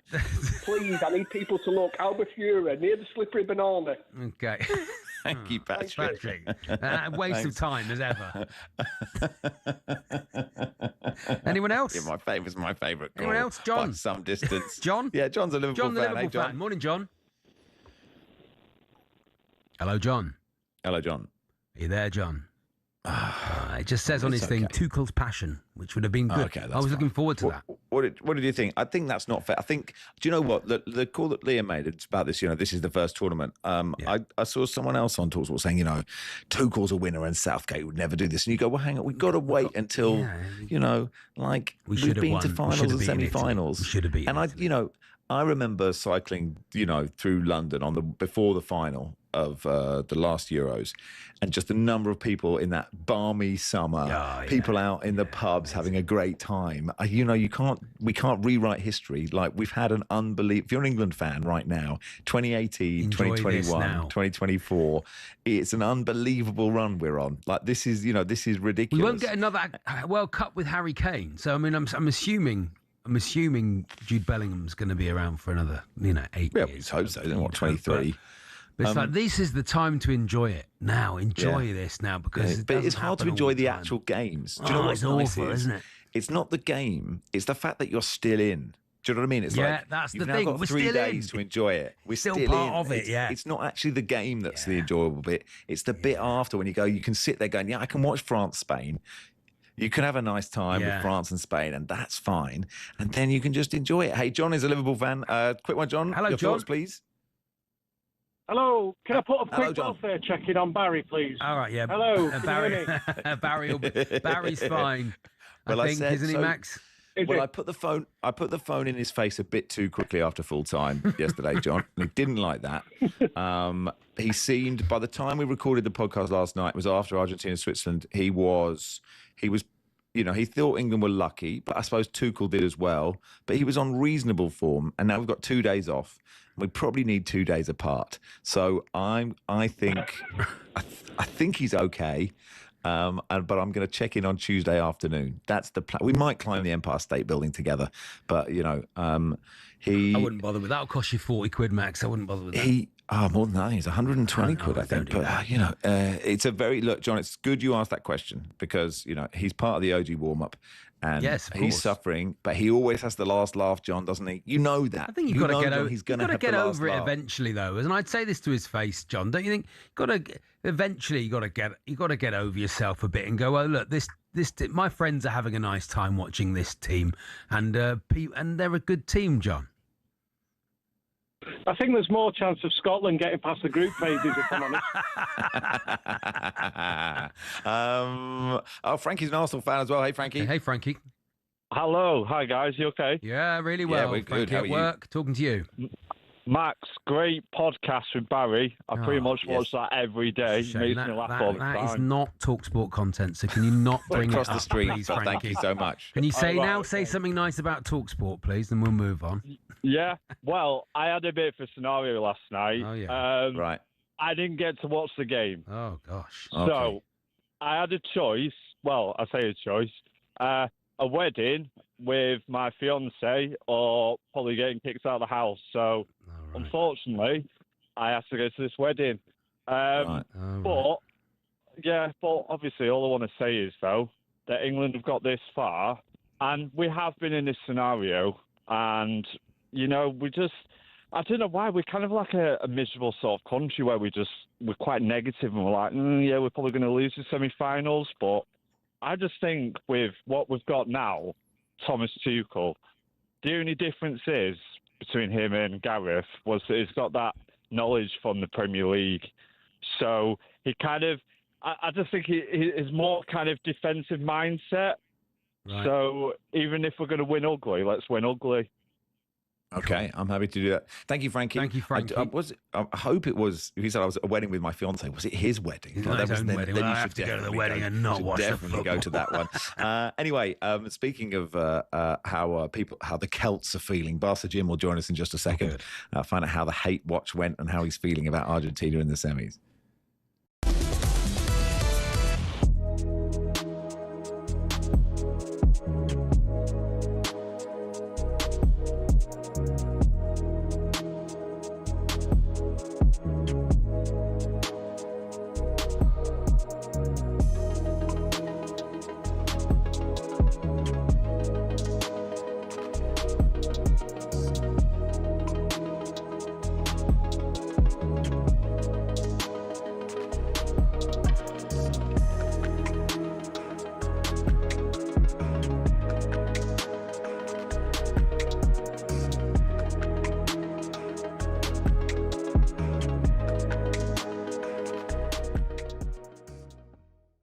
Expected, okay, we need to beat Croatia by 3 goals, we need to go and beat Ghana by 3, and then we should beat Panama by 5, we should beat Congo by 5.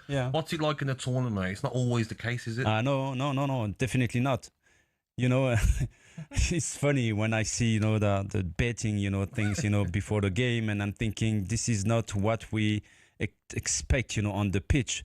I know that England are favorite against Norway, but when you look at Norway, you know, they look really, really strong, you know, as a unit, as a team. Of course, they have weakness, but England must be aware that if they don't get the position of the ball in this game, and this is where I agree with Troy Deeney, for example. I think with the player they have, England, they should be more confident with the ball. They should show more commitment with the ball, you know, and composure as well. And this is where, you know, something is missing. Yeah. Well, shall see if we can show that. I mean, if you look, you know, on paper. I'm just sorry to disturb you, Jeff, but for this game, England against Norway, I'm just wondering if Norway get the ball, is it what England wants into this game? You know, waiting, sit back, you know, trying to play in counter-attack, or try to get the ball, the position of the ball, and try to conduct and manage, you know, this game. So this is for me one of the key of this game. Yeah. Are you going to react with the ball and without the ball? I mean, it's interesting because Norway had a lot more possession of the ball against Brazil than most people had imagined they would do. Although the tactics of Ancelotti, though, did he say leave them with it? Yeah. I don't think we should do that. I think we should go after them. I really do. Yeah, pressure. Yes. Yeah. Text from Ryan. He said, Bellingham's been... Get Get ready to get that winning feeling with talkSPORT Win. This summer, talkSPORT is bringing you live and official coverage of every game of the FIFA World Cup 2026. And to celebrate, we're giving away £26,000 guaranteed. Go to win.talksport.com to enter now, and you could win 26 grand in your hand, tax-free. Enter now, and you could be the next to get that winning feeling, courtesy of talkSPORT Win. Find out how to enter now at win.talksport.com.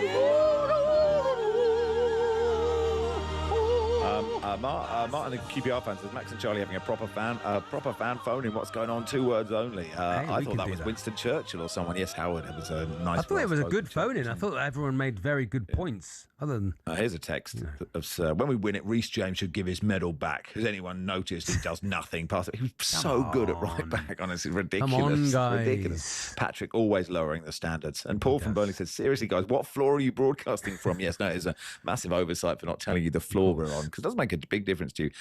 Me, 18th, interestingly, 1 floor up. On the 17th floor on this Sunday morning. Okay, yeah, 18th floor in New York City. Let's find out how the Celts are getting on. Yes. That was, of course, Bastard Jim's music. Jim Burke. I texted you, Jim. They've had no reply. Yes, I haven't looked at it yet, Charlie, because I'm not in a good mood. All right. Now I know this week you've been the man of the people. Centre Court. Yeah. Downing Street, just preparing to stand as the candidate for Dunny on the Wold. Yeah. I know that's coming, but I've not, and I even got home. Is it Scarborough? Went to see Deacon Blue Friday night. Oh, lovely, yeah. Managed to miss the Lightning Seed singing "It's Coming Home." Perfect night. Last night, not so perfect. It's not been. Did you watch it, Jim? I have to say, the mood in the Celtic WhatsApp group is not good. And I have to say that to the other Scottish person in it and the Welsh person in it, have both used the worst swear word at them in the last 2 days. It's not, lads, it's not good. And also, I just have the fear. I have the fear. It is official. The fear is here. But doesn't the graph go? The further we get into the tournament, the higher the disappointment is if we do eventually get knocked out. No. So the greater the enjoyment of the hate watch. Your graph is a different graph to mine, right? The earlier you go out, the greater the joy. I don't care how you lads are feeling. This is a selfish Scottish thing, right? I relax, my heart rate comes down, and I'm Scottish. You know how important that kind of stuff is, right? Heart rate comes down. I was just saying, Jim. Yeah, I was just saying that, the joy of winning is not the football match, right? It was agony yesterday. Mexico was thrilling, but it was still agonising. It's the fact we're still in, right? It is just knowing we can go about our day today. We're still in. We can think about who's going to be right back. Like, it matters who's going to be right back. I know. These kind of things. And for you, it's the same, right? It's that we're still in. Like, the point is, really, Argentina and us is a coin toss. But France and Spain, you must be looking at them going, they're both really good, Jim. Yes, and that's why I used the C word to the Scottish person who kind of put some kind of or kind of put a little question mark against the French. I am positive vibes only when it comes to our, the old alliance with the French, and obviously I've got a connection with Spain. Oh, yeah. Yes, I will be firmly in those camps. But no, because I've got a protocol when Celtic lose the derby, right? Which is no social media for about 3 days and no looking at sports websites, sports podcasts of any description. Okay, yeah. I have initiated that protocol for the next week, right? I can only look at it, hopefully come 11 p.m. on Wednesday night, I am able to. Mate, I'm struggling here. I'm not going to lie to you. That's just not good. Will not good. Will you watch the England-Argentina? I sort of feel this. We all feel we have agency, right? If we watch it, we can affect it. And if we don't, we don't. Will you watch it? Yes, I'm definitely watching that one. Again, it's in Messi we trust, right? It's the old kind of, to paraphrase the Star Wars thing, you're our only hope, Lionel. Do you know what I mean? Come in, Lionel. You're right. Because I can't. He is not the goat you are looking for. He is good, like that, Charlie. No, because I think if it's the final, even if it is Spain, even if it's France, there's always a chance. There's always a chance. And as I say, I've decided, and after I was in Scarborough last night, and I know that going to Scotland next Sunday is absolutely the right decision. It really is the right decision, because I just can't be here if the unpleasantness happens. Jim, do you not think that you need to, start concentrating on your own football? And Scotland fans need to start thinking we should probably sort out our league. Charlie, our league. You know what? Probably should sort out our league and our development process and getting young players through to play for Scotland, and rather than worrying about England. Right, you look at Norway. Charlie. I think the Norwegian league, they have you have to have a very high proportion of your players need to be Norwegian, I think, to play in the Norwegian league. And do you not think Scotland needs to look at its league system and the way it brings players through, and the way it brings players through in the Scottish Premiership as well, because you're not going to have the players that are good enough to get you through groups unless you do that, rather than worrying about England. This is all very good, right? And there is a day when I can debate this with you passionately and intensely. This is not that day, right? This is not that day. These are not times for logic and whatever. But just on a quick point you made there about the Scottish players, that's in the last week, Celtic have got 2 lads at under 16. I think one's off to Liverpool, one's off to Fulham. So even when we're maybe doing the right things at club level, we've still got this pariah of the Premier League just waiting to swoop on MD who's half decent, even before they get a chance to develop in the Scottish League. So, yes, there's a lot of stuff we need to look at Scottish football. Once certain players retire, Robertson, Tierney, McGinn, even at lesser McTominay, I don't think we've got anything coming through. Yes, it's a worry. However, that is a worry for hopefully 11 p.m. on Wednesday. Jim, have you workshopped? Because I understand the point going, England fans will be unbearable. But you still, we'll all go to bed and it'll be fine the next day. It'll be fine. Have you workshopped how, and I don't want to get ahead of ourselves. I think Argentina is really hard. I think if I think France and Spain are both hot favourites, whoever wins that. But have you workshopped what will happen? Because you live in England, you will have to come back to England eventually if England win the World Cup. I will, and I'll be honest, I don't want to think about it, okay? I really don't. Okay? Now, Denial is a river. Denial is a river, Jim. You need to absolutely. Mate, I'm comfortable with that, honestly. And I do have to emphasise, I am so conscious of the fact I am a grown man. Yeah. Right? But this is why football's the best game on earth. Because there's a team that I'm not even remotely involved with, and they are affecting my day-to-day mood. Like, we're driving back from Scarborough today, and I was just kind of, Ellie's like, are you okay? I'm like, it was fine, just, back's a wee bit sore. I couldn't tell her the real reason I was in a foul mood. Shawnee says, please tell Ua Willie to go and sit on his bucket.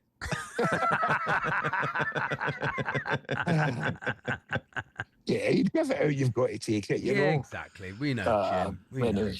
Gents, I'm honestly, I'm even on the Iron Brew. I'm just going full. He's hanging. I'm just going full. Okay, you look like you're having a nice time. For those watching on YouTube, he's lying on a lounger with his sunglasses looks like on. He's doing all right. If you hate English sunshine so much, why don't you go and sit in the drizzle in Partick? Listen, there was a guy in the pub last night with the Union flag on his T-shirt.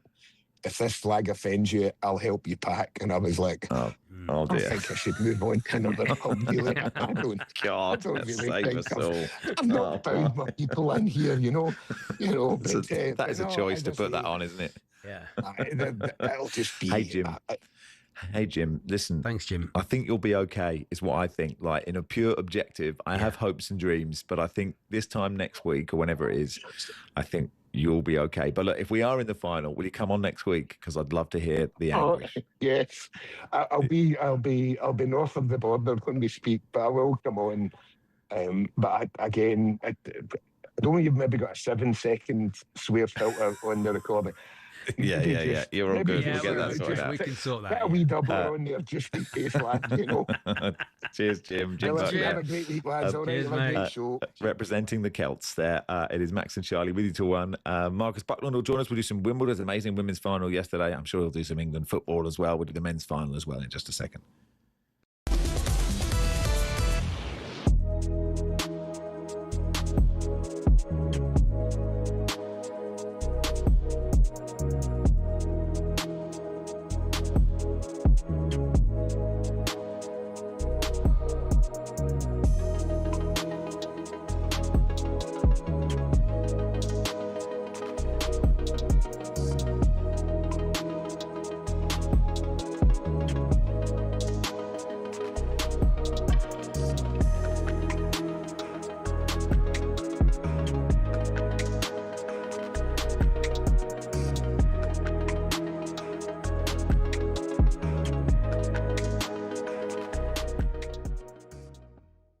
Are France that good, or have they been tested yet?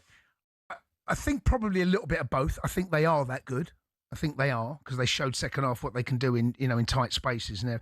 But I think there needs to be a moment where they will inevitably come up, probably against Spain, hopefully against England, where with their teams, more danger lies ahead.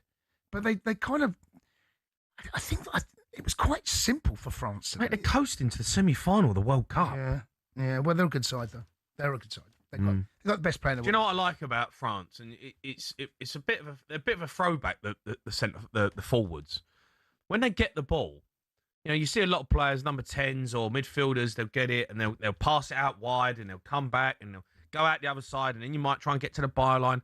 When France win the ball, they stick it into the front three or front four, and they run at you like through the middle of the park. And they just drive with the ball, a bit like what Gaza used to do. And then the game just opens up. And you're looking at it going, as a defender, I'm watching the Moroccans, they're going, how do you defend that? Well, you've got 3 people running off the ball, and then you've got the player with the ball running at you, straight at you. The second goal they score is just like them just going, well I'm just going to run through you. Well, it was 2-0. Hard to defend again. It could have been 4 if Mbappe scores that. JP had a chance at the end there, and brilliant, gets on his left foot and then scuffs his shot. And in the end, it was comfortable for France. They really didn't break a sweat. I don't remember their keeper having anything to do at all. There might have been a couple of crosses. I don't remember it. But, yeah, they're that good, mate. And I think they've got a...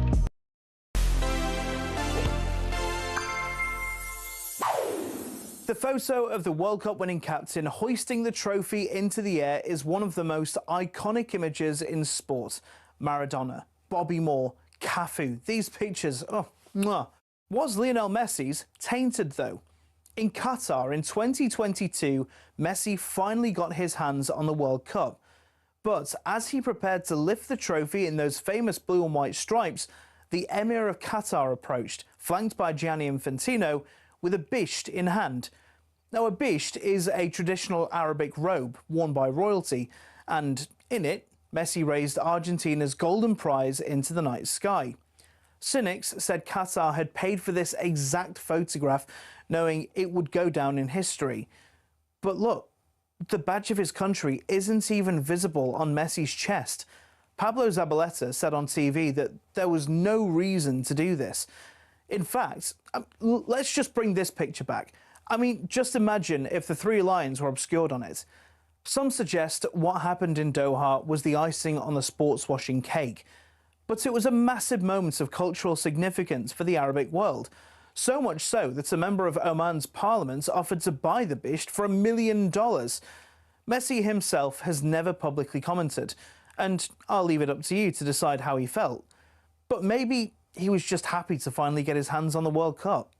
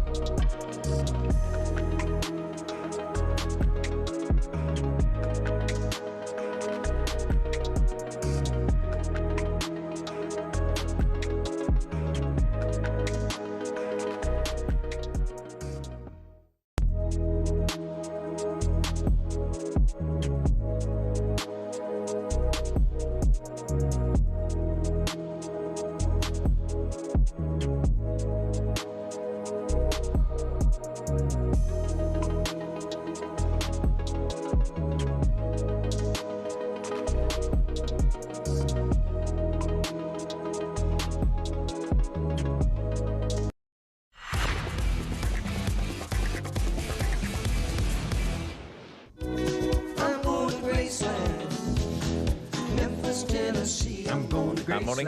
You're listening to Max and Charlie on the warm-up here until 1. Matt and Bernie says, Jim's my favourite ever caller to talkSPORT. Having to work today, Jim, you've made my day. Thank you to Jim, proud Scotsman. He really has the fear. Let's talk to Marcus Buckland then. His music. It says tennis broadcast. I mean, Marcus could do the whole show on... You could do a 3 hours on England beating Norway yesterday. How are you, Marcus? I'm very well, Max, except it's very windy here at Wimbledon. I'm having a bad hair day, so those who are watching as well, apologies. I think you just look windswept and interesting. That's all it is, Marcus. Windswept and interesting. You're too kind. Thank you.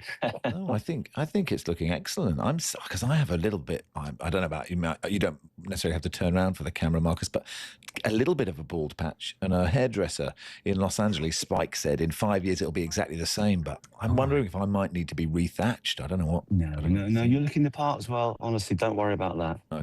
Okay, that's fine. Now, listen, you're at Wimbledon, and that game yesterday. I didn't have full focus on it, Marcus, but by all accounts, it was an absolute classic.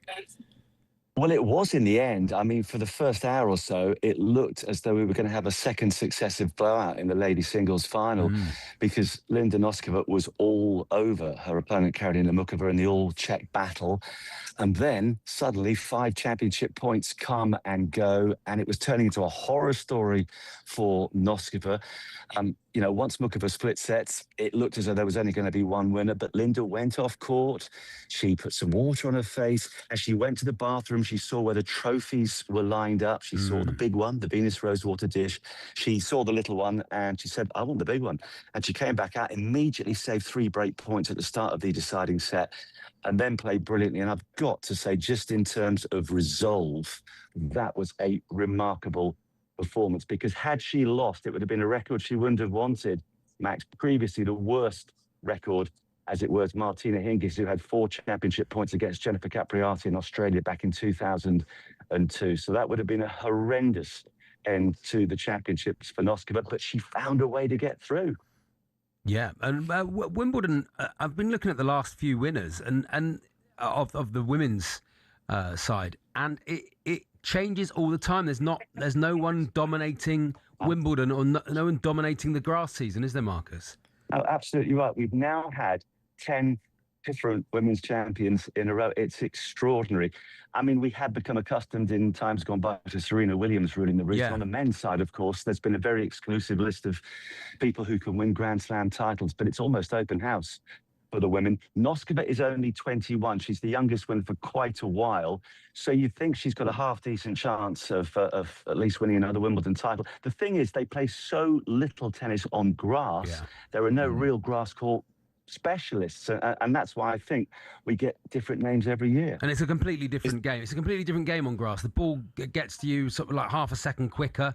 The ball bounces differently on grass. You know, it's like suddenly playing football on the beach, basically. You know, it's that's a very good point. That's a very good point. Yeah, the bounce is lower.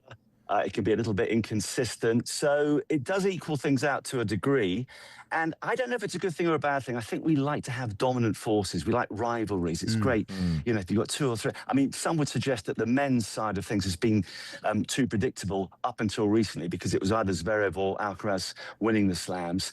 I think somewhere in between the two would be the ideal scenario. Yeah, I guess the question then is it there is strength and depth in the women's game, or there isn't? Do you know what I mean? Like I understand we sort of want we say it's boring when the same people win it, but then we want these classic rivalries. And then if you have different winners, you go, is that because there are 10 women who are all brilliant? I mean, obviously these people are all amazing at tennis, but you take my point. Yeah, I absolutely. Listen, there is strength in depth. Of that, there's absolutely no doubt. Interesting thing, I think Arina Sabalenka, on her day, she's the world number one. She's the best player in the world. And when she's playing her best, nobody looks as though they can touch her. But she has these meltdowns. It's happened to her. She beats herself. Exactly. I work a lot with Annabelle Croft, and she can say it, not me, but she says that women are emotional beasts on the tennis court. So perhaps more than with the men, things can happen that you're not expecting. Sabalenka can blow up at times. And it makes it really interesting. But equally, I would like to see 2 or 3 of those top women players find real consistency and start to have the sort of rivalry that has not been evident in the women's game for a few years now. The men's final, how do you see it? Very one-sided, I have to say. I'm afraid I want to build this up because we'll be doing coverage this afternoon on the Wimbledon radio channel. But if you look at the recent head-to-head record between Yannick Sinner and Sasha Zverev, then there's not much you can say to boost the German's hopes. He has failed to win any of the last 9 meetings between the two men. He has not even broken the Sinner serve in the last 7 encounters. And Sinner started, he wasn't great. First match of the championships, he was 2 sets to 1 down against Mia Kecmanovic on the opening day. He came through to win that, and he's won 17 sets in a row. He was magnificent against Novak Djokovic in the semi-finals. Djokovic played well for 2 sets, couldn't get a look in. And this is Novak Djokovic. We're talking about a man who's won 24 Grand Slam titles. So Sinner is in a different class. We really want Carlos Alcaraz to come back sooner rather than later. He's got the wrist problem. I'm starting to think that Novak maybe is never going to get his 25th Grand Slam title. The way Sinner is playing, he is going to rule the roost. Having said that, guys, just the one caveat. At the French Open a few weeks ago, it was very, very hot, and Sinner suffered a shock defeat. I wonder if there wasn't some sort of a virus or something that wasn't quite right with him, because he'd been unwell in Rome a few weeks before that. But assuming he's close to his peak mentally and physically, I can only see one winner today, and probably in straight sets. Different gravy, isn't he? Different gravy. I mean, Arthur Ferry came up against Zverev, and I said, when that happened, Arthur Ferry, beating anyone in the top 50 is not easy, but the top 5 in the world are playing a different game to everybody else, and Sinner is playing a different game again to everyone else. So I think you're absolutely right. I think it'll be straight set Sinner. I mean, when I was watching the other day, and Sinner is so quick around the court. He grew up being a top class. He glides. Yeah, that's the word, because he grew up as a skier and then realised that he was even better as a tennis player. And watching that match against Djokovic the other day, as I say, Novak for 2 sets was really good. But if you're watching on television and you can go to +2 or +6 or +12 or even +30 and change the speeds. I mean, Sinner was at +12 while Djokovic was playing at a normal speed. It was just terrifying. He's sliding into the ball. He's getting everything back. His serve is underestimated. I mean, he doesn't have a weakness. And that's why Sasha Zverev faces a mountain later on today. Yeah. Good stuff, Marcus. Lovely Thank to you, see Marcus. you. Yeah, thanks for coming on, pal. Thank you. Marcus Buckland there. And wonderful. I think his hair was excellent, actually. Oh, what a good-looking not the man. key part of the chat, but I man. thought he looked great. Looks good On Talk, stubble you're listening there. to Talk Salon. Talk Sally. Yeah, I've always had this issue. My stubble's a bit uneven, you know, and now the beard is totally grey. It looks like a little shaving brush just coming out of my chin. Yeah, as I said to you, Max, you know, everyone gets different things, don't they? You get your physical trade-offs. You're a nice, right, I see. You're a good-looking man, you know. Thanks. You're a nice guy. You're tall, aren't you? You're rangy. Yeah, I'm tall. Handsome. You're athletic. You know. There was a time where we all get we all get some positives, we all get some negatives. Yeah, I've got all my hair, but I have a bum like a dinner lady. Yeah. It's just how it works. That's the trade-off, physical trade-off.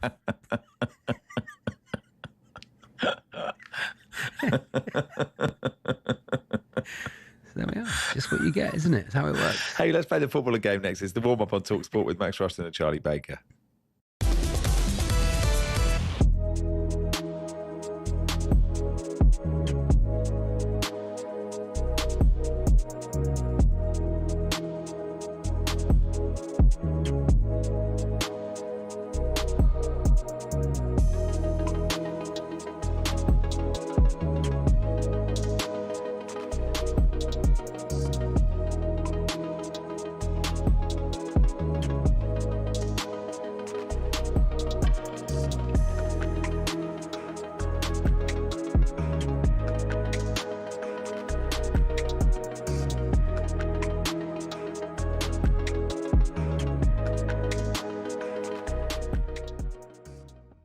They get into this weird situation where they forget what happened before. So all the big games, they played Havertz, right? Gyökeres, who you bought in at the start of the season, was going to be, for all the big games, in all the big games, he was on the bench. Yeah. Facts, that's what happened. So the manager doesn't trust him.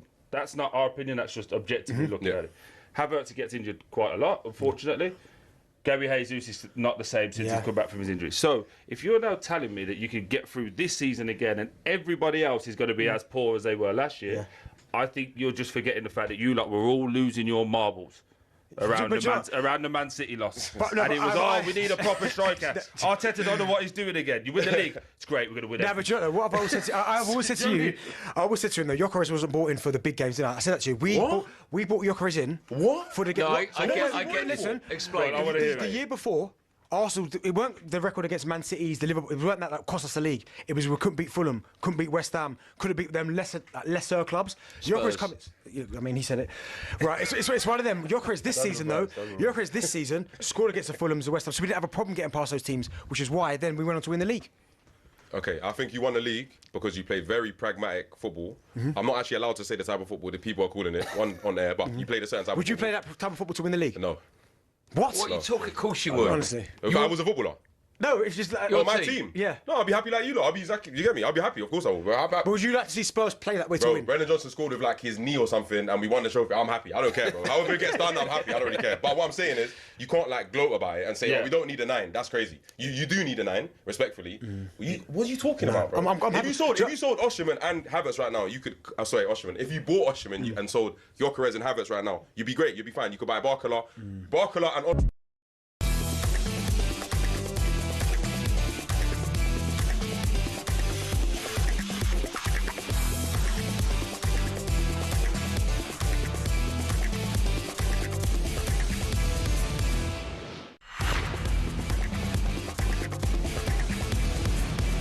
Win 26 grand in your hand, courtesy of talkSPORT Win. If you'd like to play the footballer game and you call us immediately, then you can. 03717 223344. 03717 223344. So then England into the semi-final of the World Cup against Argentina on Wednesday. talkSPORT have £26,000 up for grabs. £26,000 in cash, completely tax-free. Is it coming home? I don't know. But it could be for you. To enter, here's how. Charlie, do you want me to I don't tell you? have the piece of paper. People seem Okay, to not for your give chance me, to win, not visit want to give me the talkSPORT piece of paper to help. For your chance to win, I didn't want you to have these words. They're my words. 83338. Text win to 8338. Yeah, talkSPORT.com or text win to 83338 by 6 p.m. on the 20th of July. Text costs £2.50 plus your standard network rate. Send your name and number by post to Comp1, PO Box 3190, Colchester, CO2 8GP to arrive by midnight on the 23rd of July. 18 plus UK residents only. For your chance to win, text win to 83338 now. This is a network promotion. Full T's and C's at talksportwin.com. Matt said, just Googled dinner ladies' bums. No, don't do that, Matt. You idiot. Okay, let's play the football game. Me and Charlie are playing, as is Keith, the Bristol City fan. Hey, Keith. Okay, too bad. Okay, good. Thank you, Keith. Okay, how are you, Keith? Okay. Not too bad. I hope you're okay. Okay. Yeah, okay. Yeah. Are you good at the footballer game, or have you been kind of coerced into it by someone ringing you up? Oh, no. I've been watching it all the time. Watch the last one. Stayed up. Yeah. Okay, no, Bristol City signed anyone, Keith, this summer? Of course. Oh, yes. Well, I think we bought quite a few players, so I think this could be our time, I think. Okay, good stuff. Is Sinclair Armstrong still there? City's time. Sinclair Armstrong, he's still there, or has he gone? No, he's gone. We got rid of him. I like how Charlie goes even a little bit west. As soon as you get someone from the way, you doing all right, boy? You all right, boy? That wasn't right, Max. Staying over there. Josh is a Cheltenham fan as well. God, this is it's very West Country. Get on, don't Cheltenham, is it? I'm the big city. Hey, Josh. Hello. Josh. Yes. So I just wanted to say, if Spurs can get Eli Krupa Jr. in, we'll get Champions League football. All right. Okay. That's kind of, but Great. Okay. Well, no, it's not a terrible idea. I wouldn't overpay for him, but we're here to play the footballer game. We're not here to have a chat about transfers. There's plenty of time for that. Transfer Neil is hosting the. I've got a feeling, Charlie, that neither Josh or Keith really know that we're just about to play this competition, but I'm in for it. See how they go. They'll be better at it than me. Hey, Anil, how are you? Hello, very good morning, gentlemen. Yeah, really well, thank you. Luckily, I do know that we're playing the footballer game, so I feel like I'm prepared for this. Okay, I think you played it. You played it the other week and didn't say one word, if I remember rightly.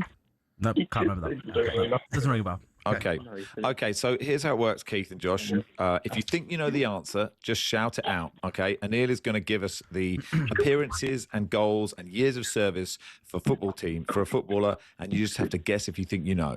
I hope you understand, and if you don't make any noise, that is also absolutely fine. Here we go, Anil. Let's go with player one. Come on. Right, player one started his career in 2005 at Cork City, where he made just one appearance. From 2005 to 2011, he made 174 appearances for Reading, scoring 44 goals. Noel Hunt. I know this. Noel Hunt. Nope. From 2011 Stephen Hunt. He played for his Wolves. Shane plays Long. for Wolves next. No, Shane Long is correct. Thanks so much. Okay. Very good. Are you having a good time, Keith? Yeah, I rang up about the football, but never mind. Carry on. No, that's okay. No, don't worry. Yeah. I'm sorry. I rang up to talk about the England football game, but you carry on. We're having a good time here. What do you think about it, Keith? Listen, it's not how this show works. You ring up, you think you're ringing up for something, and we make you do something else. You just have to get with the program, Keith. That's how it works. It's like a lucky dip. It's like a lucky dip, Keith. Yeah, exactly. You're lucky. I'm in for that. No worries. Yeah. Listen, we could have made you could have been sent to another radio station to talk about, some serious politics. So you're lucky it's just a footballer game. Here we go. Thomas Kent says talkSPORT's turned into Radio Devon. Get on, How are the roadworks in Newton Abbott? Give us a call, please. Those potholes down in Lyme Regis, they're really costing us, aren't they? Dorset. Okay, come on, player two in it. Right, here we go. Player two started his career in 2011 to 2014 at Stade Liège, where he made 97 appearances, scoring 39 goals. From 2014, Lukaku. Nope. To 2016, he played at Marseille, making 62 appearances, scoring 29 goals. From 2016 to 2020, it is Batshuayi. Well Who done. is that? Is that you, Josh? Yeah. Hold on a Well minute. done, Have you got an encyclopedia? He's got an encyclopedia there, Keith. I think he's pulled his encyclopedia out. He's flicking through the pages, Keith. I'll just My open Wi-Fi B. can't be that quick. You can't do it, Keith, can you? You can't tell you. What's he got there? Some sort of soothsayer, Keith. Whatever he's got there, he's got a brain in his head, ain't he? Get on. I like the idea. I'm just going to the library. I took my little bifocals down, take out B, Bashwai. That's what I'm looking at. Encyclopedia. Okay, is so there anything on Bristol City there or what? Any Bristol City players at all? Let's hope it's Brian Tinian. Okay, so it's Max 1, Josh 1, Charlie 0. Come on. Keith, very much. I rang up about the football, didn't I? We know what you rang up about, Keith. We know what you were doing. We're not interested in Train the don't stop Campbell on Thursdays. Right, come on. Right then, player 3 and the final player.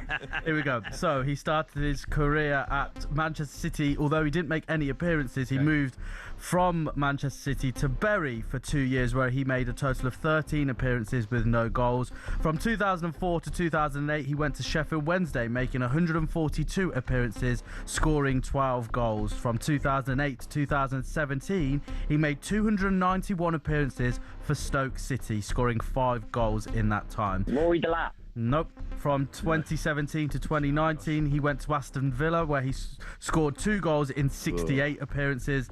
Then from 2019 to 2020, he went to Heart of Midlothian. I think I said that right. Making 15 appearances. The Scottish fans will be pleased for you. Sorry in advance. And from 2020 to 2021, he went to Fleetwood Town, making 34 appearances, scoring no goals. And then from 2021, just that season, he was at Wythenshawe, making 4 appearances. And then he finished his career from 2021 to 2023, making 43 appearances for Bristol Rovers. Oh, great. Boo the gas. Boo the gas, Keith. The gas. Oh, no, I can't mention them. Pirates, Keith. Yeah, okay. Has anyone got this? Anyone? It's a defender, innit? It's a defender for Stoke, Hearts, Fleetwood Town, Wythenshawe and Bristol Rovers. Aston Villa was in there as well. Well, he probably at Bristol Rovers when... he made 291 appearances for Stoke City during 2008 to 2017. Who's a Stoke legend? Stoke defender. One more clue. He is a Republic of Ireland international. Glenn Whelan.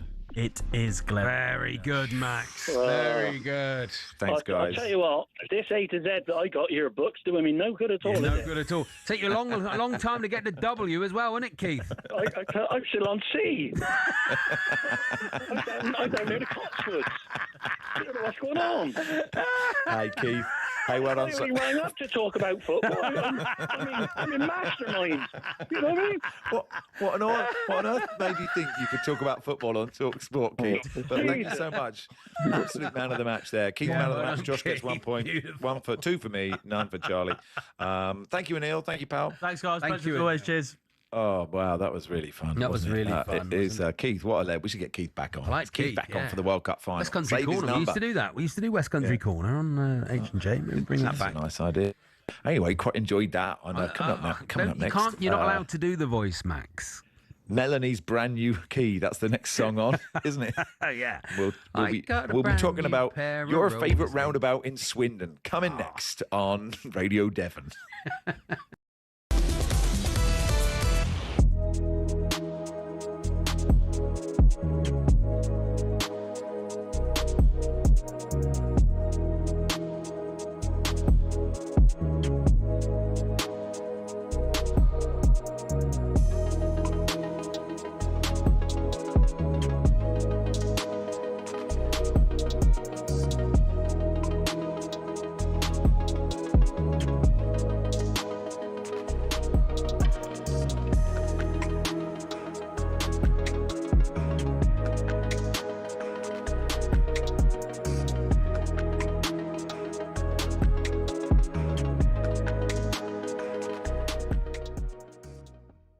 Go to Ben. He's Arsenal fan. All right, Ben. Benny boy. How you doing? You all right? I'm all right, Ben. We got to do this quarter-final 11. Let's get it going. Come on. All right. I've got the Spanish flamenco dance on the wing. Dancing around defence. Their foot tapping all dazzle their defence and send them sideways. Yeah, the old flamenco dance. And dance a little maverick on the wing. Little maverick on the wing. Yeah, like a flamenco dance. Yeah. What are they called? Is it flamenco or is it what is it? Flamenco. Madame might wait for you. Flamenco. It's a flamenco. Yeah. Flamenco. Yeah. Yeah. Yeah. Yeah. Yeah. Yeah. Yeah. Yeah. Yeah. Yeah. Yeah. Do you know you're iconic now, Ben? Yeah. Yeah. He's actually iconic. Ben appears every single night at the sports bar. Every night. Doesn't he? Without foul. Yeah. Yeah. Been over a year. It's been a year. All right, look, the flamenco dancer on the wing. Yeah. Okay, dancing about. Bit of Maverick in there. All right, let's go to Dave. He's a Sunderland fan. Dave? All right, Dave-o. Hello, boys. How you doing? I'm all right, Dave. How are you? Yeah. Good. So I'm getting in early with a representative from England who I think can be our captain. Okay. And it's St. George himself. Mm-hmm. So he's a leader, warrior. He's up for a battle. He'll put the opposition to the sword. And I think we can play him on the wing. No, he don't feel like a winger, mate. Killed a dragon. Well, Centre half. Killed a dragon, didn't he? Reason being, he's got a good cross, hasn't he, St. George? Okay. No, I feel like as a In a century of World Cups, it's not just the football that's changed. Stadiums have gone from concrete behemoths to technological marvels, and the giant monolithic arenas help to define tournaments. Back in 1930, the world embraced its greatest spectacle for the first time. Uruguay was the host, and in just 90 days, they built a stadium that's still there today. It was a gargantuan effort to pull together the 90,000 capacity Estadio Centenario, one of only 3 venues for that tournament that would act as a monument to 100 years of Uruguayan independence. If that was the World Cup's birthplace, Mexico City's Estadio Azteca became its cathedral.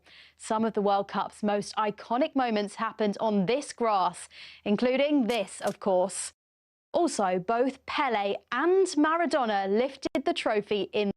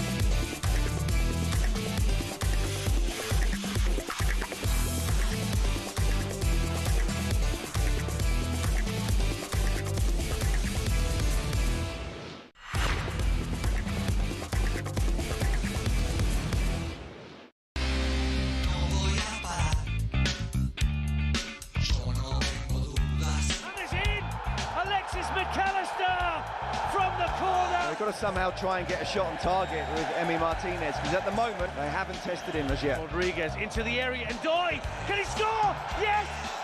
Darren Doy! It's a second yellow for Breel Mbolo, and he's got to walk. That is the end of 90-plus minutes. Alvarez goes for goal! What a goal!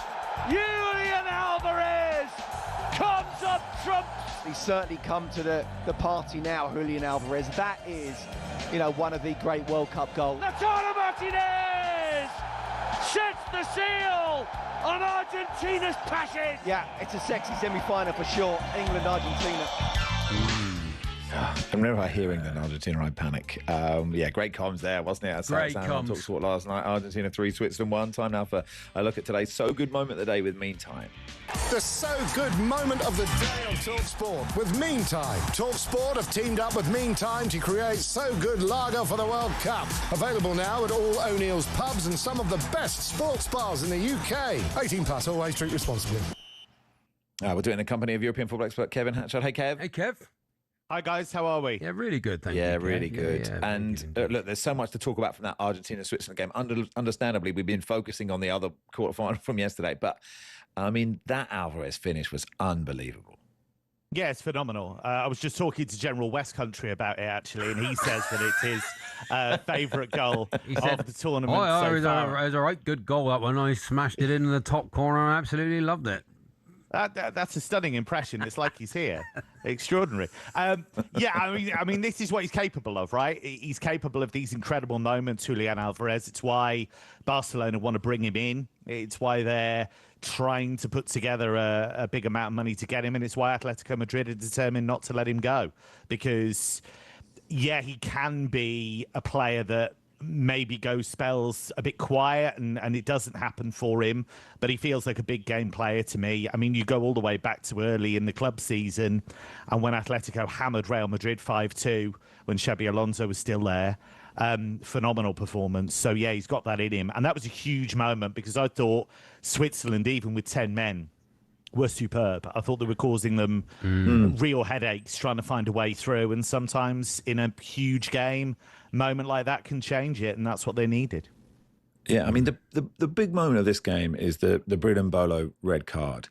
And it is one of those things that makes VAR so annoying, right? He definitely dives, and it's such... It's a mad thing to do when you're on a yellow card. And, like, it's not even in the box. Like, what's he going to win? A free kick, by the touchline? But I feel for him because people don't understand this mistaken identity thing. I mean, I'll just break it down. Paredes fouls is the ref says Paredes has fouled him, right?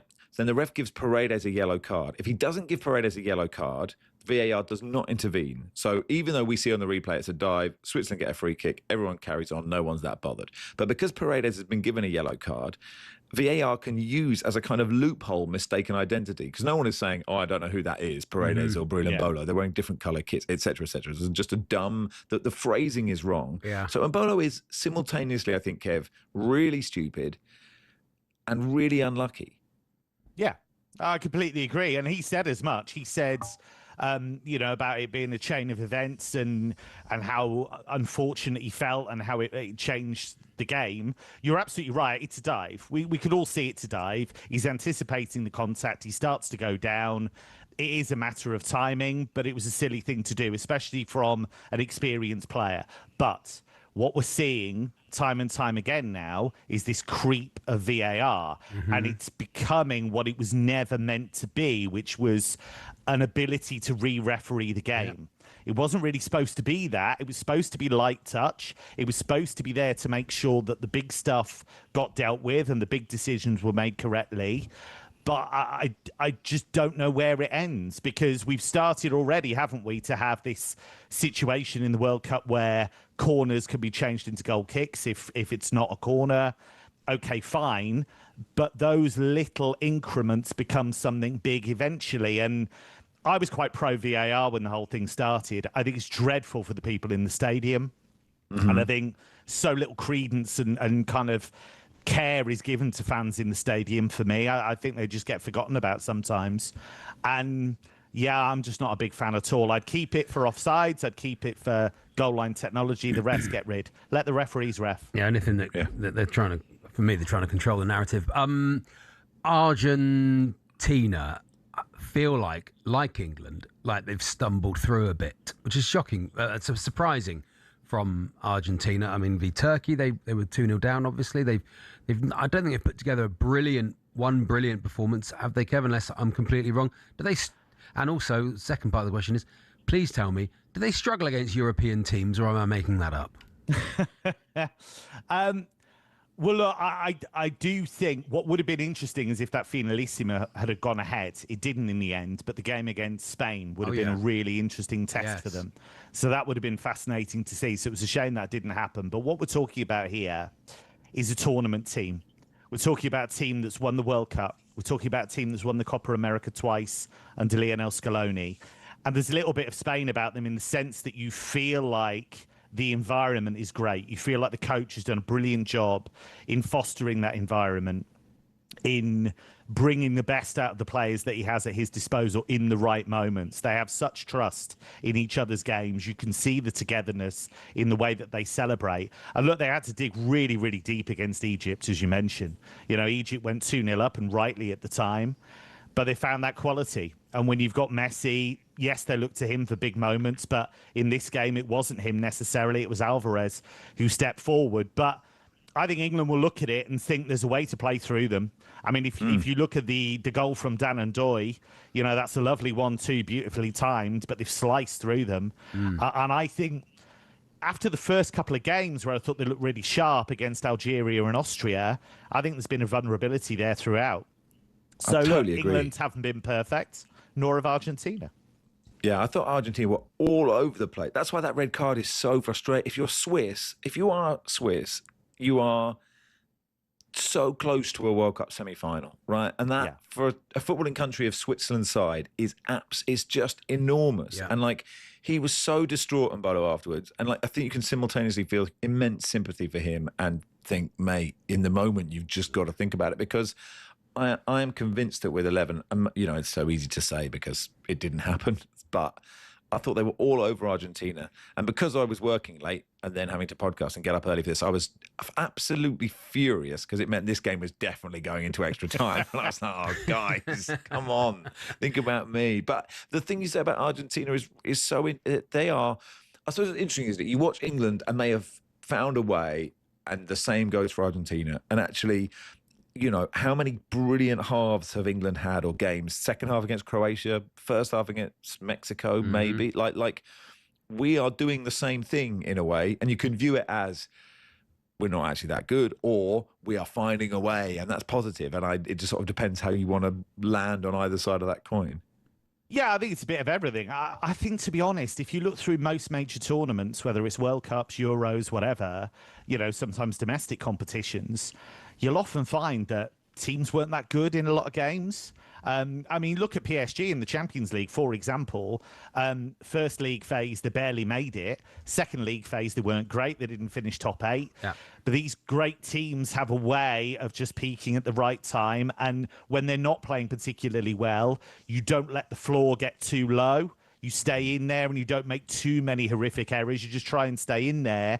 And what you do then is you hope that your star players will take over. And that's what the likes of Harry Kane and Jude Bellingham have been able to do. The supporting cast have done a great job. But let's be honest, they are the two star players that when they click into gear, they make things happen for England. So you look at Argentina, and that's been similar. Have they been massively dominant in all the games? No. But they've managed to stick in there. And they've come up with moments, whether it's Messi, whether it's Alvarez, whether it's Enzo Fernandez with that brilliant header against Egypt late on. So that's what the good tournament teams do. Even if they're not great all the time, they manage to claw their way through. European football expert Kev Hatchard with me, Max Rushden, and Charlie Baker. And that was today's So Good moment of the day with Meantime. talkSPORT have teamed up with Meantime to create So Good lager for the World Cup. Available now all O'Neill's pubs and some of the best sports bars in the UK. 18 plus, always drink responsibly. Back in a sec. The So Good moment of the day on talkSPORT with Meantime. talkSPORT have teamed up with Meantime to create So Good lager for the World Cup. Available now at all O'Neill's pubs and some of the best sports bars in the UK. 18 plus, always drink responsibly.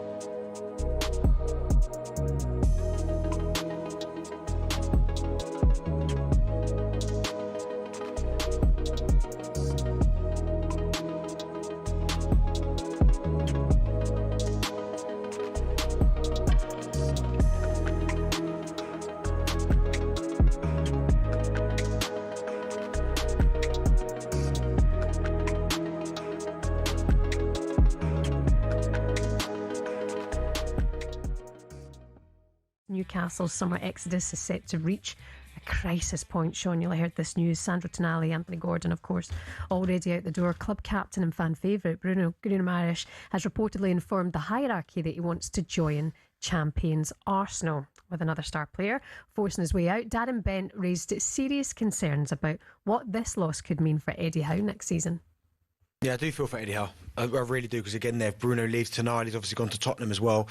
Isaac, they just haven't been able to kind of recruit the players certainly the quality that they've lost. And you look at what they've bought some of these players for. Isaac, was it 60 million? They're selling for 120. Like tonight, they bought him for a fee. They're selling for more. So clearly, he's improving these players. But at some point, I think if Newcastle do want to go to the next level, they've got. I know it's hard with the PSR and the financial fair play, but if they do want to go to the next level and then stay there, they've got to find a way of holding on to some of these players. Oh, look at Darren and his floral number. Watching on the smart TV, I like that. Sure. Do you have sympathy for Eddie Howe in this situation? The latest is that Bruno has agreed personal terms with Arsenal, but Newcastle's stance is that he remains not for sale. Yeah, I do. I mean, it's really tough, and the challenge that you have is not just if one of your big players goes at any football club, at any level really. People understand there's a time and a place. When two go, that can make other players a bit itchy and a bit nervy. Then if three go, all of a sudden they go, hang on a minute, who are we bringing in? And I think they're right on that cusp. I don't know their situation at PSR, but I've been through that, obviously, in my time at Everton, so I know how dangerous that can be. But I think losing the players of that quality, I think that's really tough on Eddie, and I think he's done a great job there. So hopefully, I mean, look, you never know on the other side of that. Good people in there recruiting them.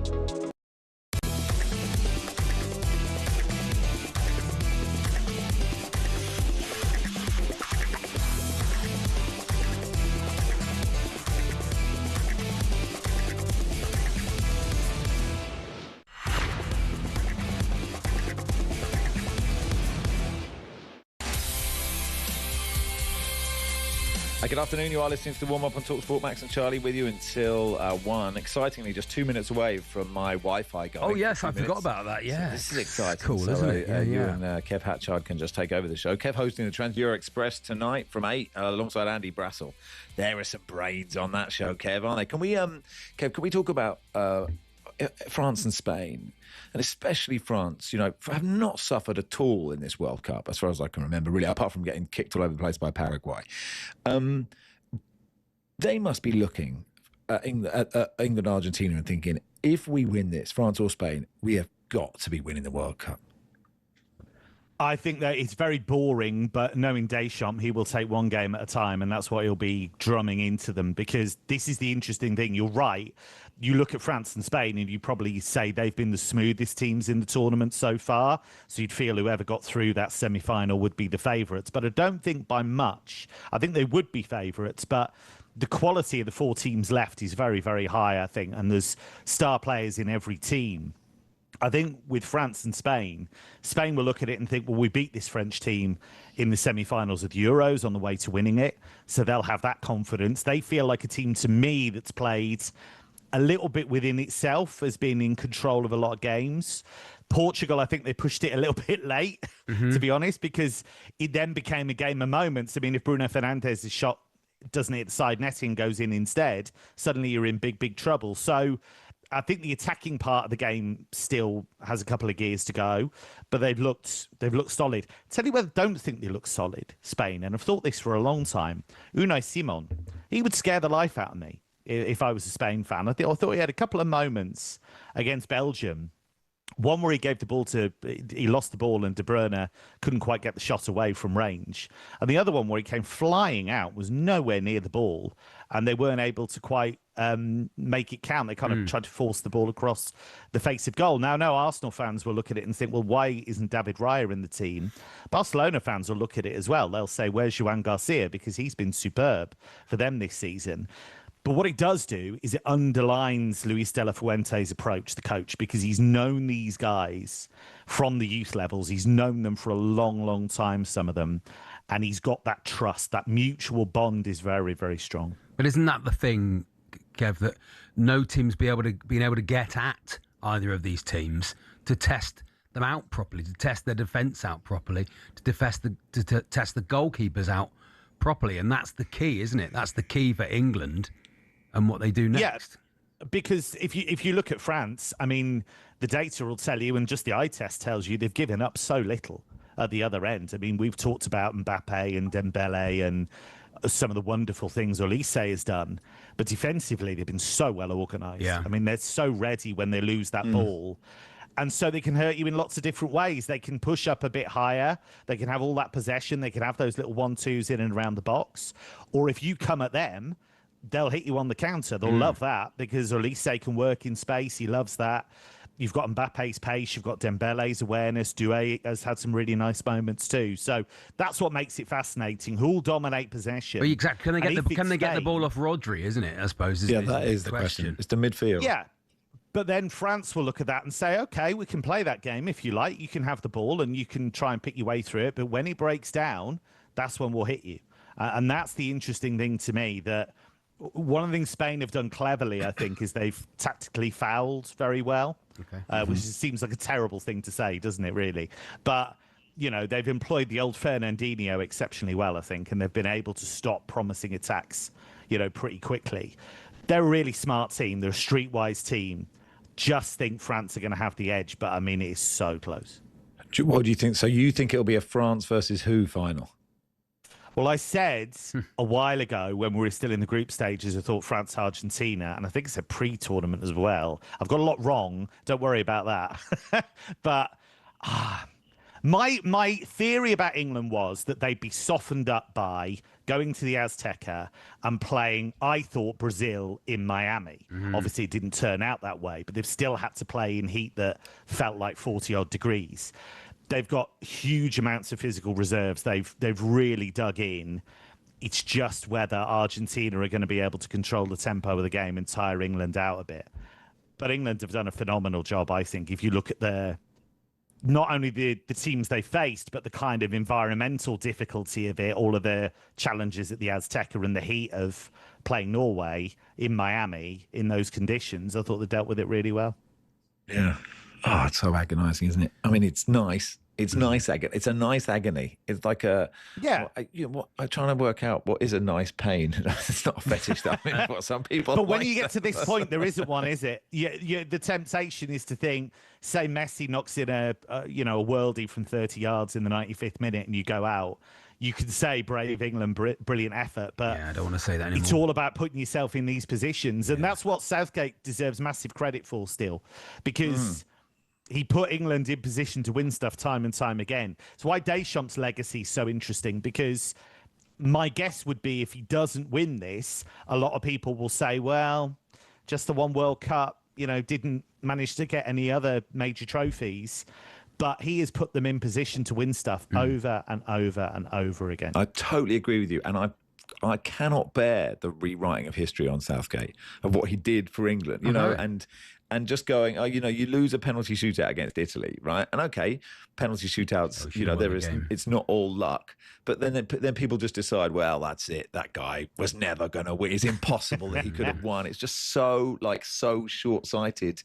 And it's just like, that isn't how football works. Quite often, Kev, we obviously the result is quite a key part of a football match, but you've got to be aware that so many football matches, as you say, rest on these tiny little moments, the ball hitting the cable, the disallowed goal. Apparently not, because of Snicko.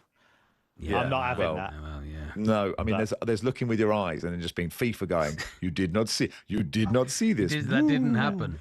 A quick word. I mean, the Croatians will be raging, right? Of course. Exactly, yeah. They had one chalked off in the last minute, didn't they, or something, you know? So a quick word, Kev, on Jurgen Klopp for Germany. Obviously, your Trans-Euro Express every Sunday night. Do you think he'll be a good international manager? I got the feeling he's going to be a brilliant international manager.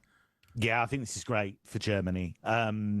I think this was always going to happen at some stage. I didn't necessarily think it would happen now. I thought it might be that Nagelsmann did better at this World Cup and maybe got another crack at a Euros, and then Klopp came in for 2030. But they had to move on. It was such a dismal display, ultimately. They weren't convincing in so many of the games. And that's that. That's all he thought. And then his Zoom ended. And then his Zoom ended. He left the room. And But what's good news is that he's doing 4 hours tonight. So if you enjoyed, that's what it was, a tease. And it was a tease for Kev Hatchard because he will finish that sentence at 8 p.m. when the Trans-Euro Express find out what he thinks starts. about Klopp for Germany.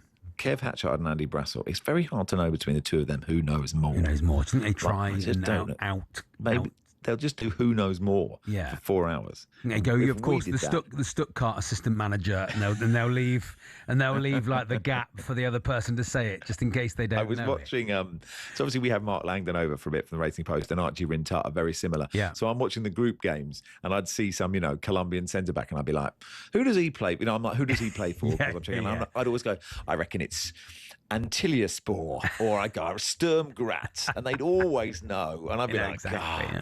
"Yeah." I mean, who knows more would be a shorter show with us, wouldn't it? Yeah. But you can't know everything. You can't know everything. Can't know everything. Not possible to know everything. I know. Did you notice, Charlie, that what I did was I moved from the one Wi-Fi to the public Wi-Fi during a Kev Hatchard answer. So I couldn't see the join. You could not see the join. I couldn't see the join. Kev, you're back, and we've got no time. But thank you, Kevin. Thanks so much for coming on, Kev. Yeah, sorry, General West Country wanted an emergency meeting, so I had to go and speak to him. But they'll have run out of cider. Yeah, exactly. We will fight them on the beaches. What it was, Charlie. Deciding which beach to fight them on, to be honest, because there's quite a lot of beaches down here. No, so many bit out there, and they're beautiful. They are. Someone says go abroad, but why would you when you've got there? You've got that beat there. Yeah, exactly. But the headline is right. Clarpo's going to be great. Don't worry about that. Clarpo's going to be absolutely fine. Don't worry. Good stuff, Kev. Have a good show tonight. Kev Hatchard hosting the Trans-Euro Express tonight between 8 and 12. Of course, gives us a great chance to say we love and miss Danny Kelly. I was in touch with him the other day, and certainly, he would have been brilliant during this World Cup, as he always is, and we send you our love as always. Jim Proudfoot was commentating on the game last night, and we forced him to get out of bed to talk to us. Let's see how gravelly his voice is. To Brixham 0 yesterday. Of course, we'll do that in a sec.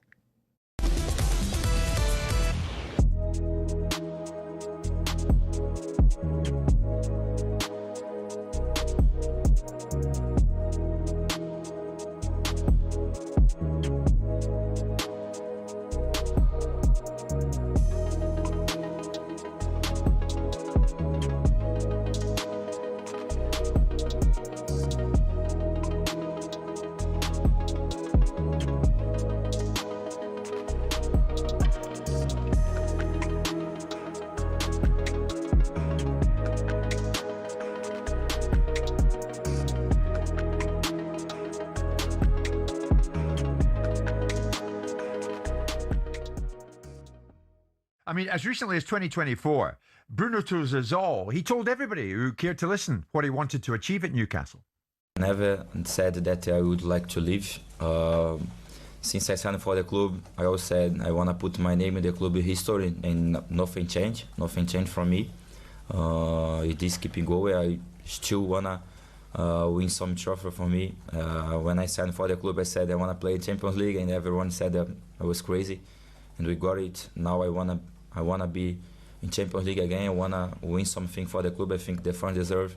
We are worked so hard to get it. So this is still my dream. And then a year later, Simon, they win the Carabao Cup, and Bruno says, "This is my second home. We're making history. Someday, when I leave this club, I want the fans to sing my name the way they do Alan Shearer."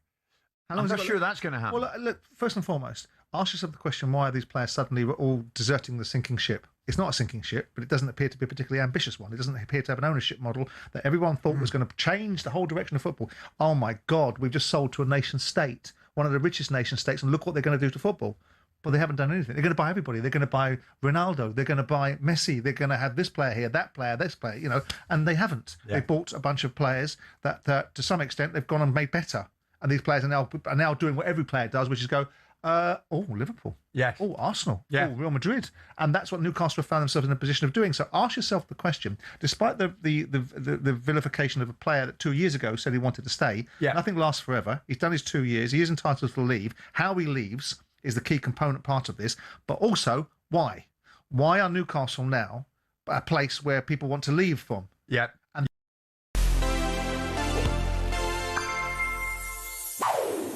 The photo of the World Cup winning captain hoisting the trophy into the air is one of the most iconic images in sport.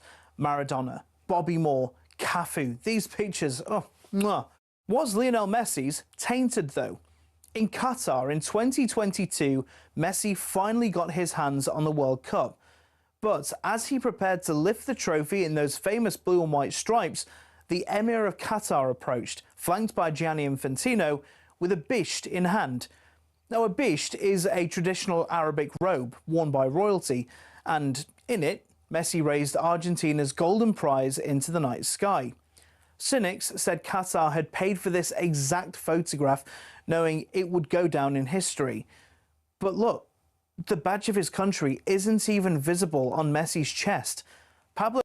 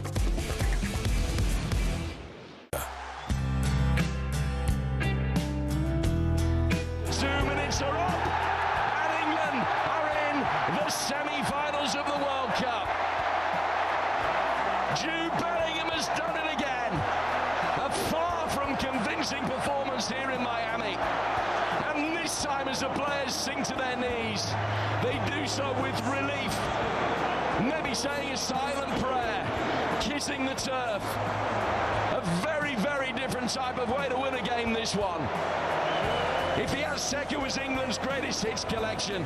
This was the unwanted B-side of England's World Cup displays, but listen, they've got it done. So actually, it's a good way of putting it. Jim Bradford joins us now. Hey, Jim. Hi, afternoon, fellas. Yeah. In that moment, you know, because obviously at full time, because I don't have to commentate because it's too difficult, I can just yell out an expletive and say, come on, and then just like really have a sit down and sort of put my head in my hands and breathe. How difficult is it as a fan? And obviously it's your job, so you've done it for so many years, you know, but in that moment to think, right, now this is the moment where I've got to really get this right. Lock in, yeah. Yeah, well, the inner monologue is very much the same as yours, Max. I can assure you that the expletives are probably there, going around my head. But it was a sense of relief last night. It wasn't a magnificent England performance, was it, by any stretch of the imagination? But when it comes down to it, I'll take another two of those if it ends up with the same result. A couple of scruffy wins. We're very much in that territory now.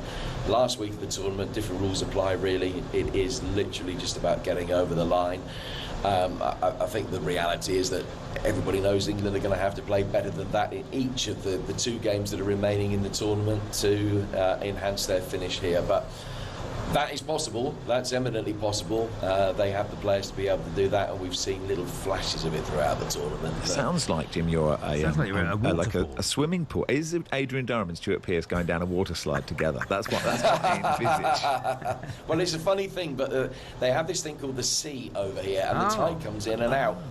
It's amazing. There's not a lot you can do to stop it. Yeah. There we are. Well, no, fair enough. I thought he got his. I didn't know how many, if anyone was ill. That's what it felt like. I thought the way the team we started the game with was obviously wrong after about 20 minutes. You know, you could really see that probably after about 10 minutes. And then he seemed to spend the rest of the game trying to work out how to fix it. I mean, he did, and we've got the players to do that. But it felt like he was trying to work himself out, Jim, a little bit. I think in the cold light of day, Chaz, starting Declan Rice was probably a mistake. I mean, he had been in bed, as we understand it now, for 36 hours. He'd been struggling with this illness and the bug that had just been going around a little bit, and he was the worst affected by some distance, as we understand it. And maybe he shouldn't have started. It was a risk that clearly was worth taking, but it didn't come off, and that caused the problem. Now, the obvious replacement, a straight one-for-one swap, would have been Kobbie Mainoo. That wasn't the way that he went.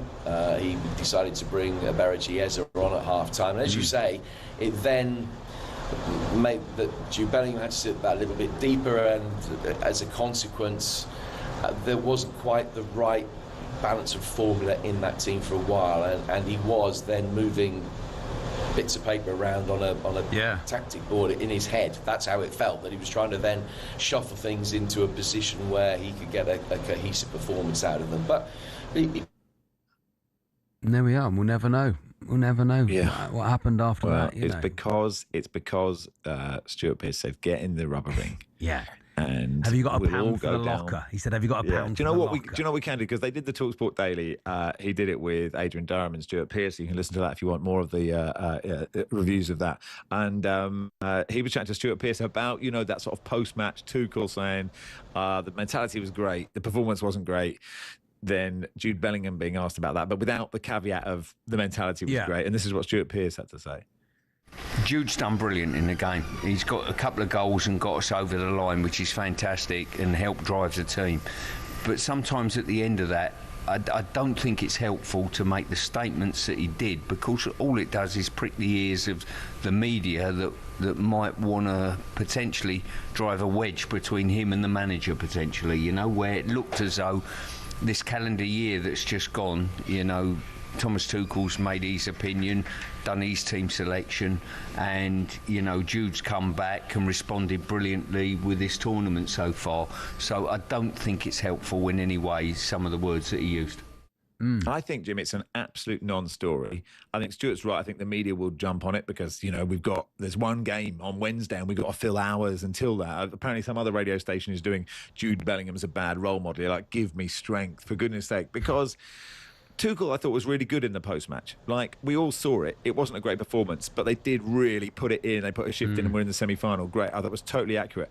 I thought when Bellingham was asked, and, if you are the post-match interviewer, you don't have 5 minutes to explain the interview you just done. You don't have a lot of time with it. But to say Tuchel wasn't happy with any of that is actually a little bit disingenuous, because he was happy with part of it and not happy with another. I like that Bellingham isn't just trotting out cliches. I like that he said that was tough and the conditions were tough. And I think in the dressing room, they'll just go, well done. And I think it is an absolute non-story. I don't know what you think, Jim. I'm kind of with you. So my take on it is this, that Thomas Tuchel is the first to be interviewed, and he comes out with a range of comments, some of which are reported. I know Gabriel Clark, who did the interview. I don't think he was being disingenuous. I think it is just down to the time frame. Yeah. It would have helped clearly if Jude had heard Thomas's interview, the entire context of what he said, the entire volume of what he said, and then I don't think he would have reacted in the way that he did. I think that Stu is right in a way. He could have been straight-batted. Jude could have played it a lot more politically soundly, and others on the team would have done that. But there were extenuating circumstances behind England's bad performance, and the heat and the conditions certainly were amongst them. I think if Jude had heard that interview, he wouldn't have responded in the same way. But I think that there will be a 30-second, or will have been a 30-second conversation in the dressing room, along with England's comms team, where they would have said, why did you say that, Jude? Well, he said that. Well, he didn't, and this is what he said, and they will have played it to him. Oh, OK, that's fine then. And then the whole thing will have been smoothed over really quickly. That's my take on it, that it was just a breakdown in communication somewhere along the line in the heat of the moment. It will not be a problem. Why are we obsessed with trying to mess up our own chances? Stop trying to mess ourselves up. Like, the players can't be listening. Like, the players won't be. I know they're on social, won't care. but I just don't think. I don't think it'll matter. Can we talk about Jed Spence and how brilliant he was, Jim? I just loved his. I don't know if a cameo is underplaying it. He just, the energy and the running and the directness that he had. There was one moment where he just took the ball off Kane's feet and went, "That's all right, mate, I'll shoot." I just loved it. Yeah, he really came of age. I mean, that was a proper stand up to the plate performance when your country needs you. I thought he was fantastic. That was the best performance that he's ever had in an England shirt by a considerable distance, I would say. And he had the dynamic run that he should have won a penalty from. There was that one that you've talked about there, Max, where he found himself on the edge of the penalty area at the other end of the field and took responsibility away from Harry Kane. There was the moment where he charged down the goalkeeper and got in the way of a clearance which very nearly went in. He was fantastic, and he is a player that probably would have felt the pressure more than others because he hadn't lived up to his standards over the course of the tournament. In part, he'd been into the team and then he was dropped out again. Clearly, Thomas Tuchel was very furious with him in that performance, but this one, he was great. Fair play to him. That I think takes some doing when you've played badly by your standards at the World Cup, and then your next really big chance you can take with both hands like that is so commendable. Have you commentated on Messi before, Jim? Is that exciting for you as a commentator? Must be. Yeah, I have a few times, but it is, of course it is. You always want to be in a position, so privileged to do this job anyway, but when you're seeing the best players in the world, it's fantastic. And listen, it's Argentina against England in a World Cup semi-final. Yeah. It's just about as big a game as I will ever be lucky enough to see, so I cannot wait. Can't wait at all. It'll be fantastic. And I've just got a sneaking suspicion that England are going to get over the line. I think it will be one of those epic games. I mean, he's gone. No, I think he's right. I think it will be. And we can let him just have let him go a now. swim. Someone says Stuart Pearce sounds like he's in the changing rooms at the swimming pool. It's He like, is. no, they did it all. They did it all at the Lord Butler Leisure Centre. I don't know why they didn't do it at the stadium last night, but there they were.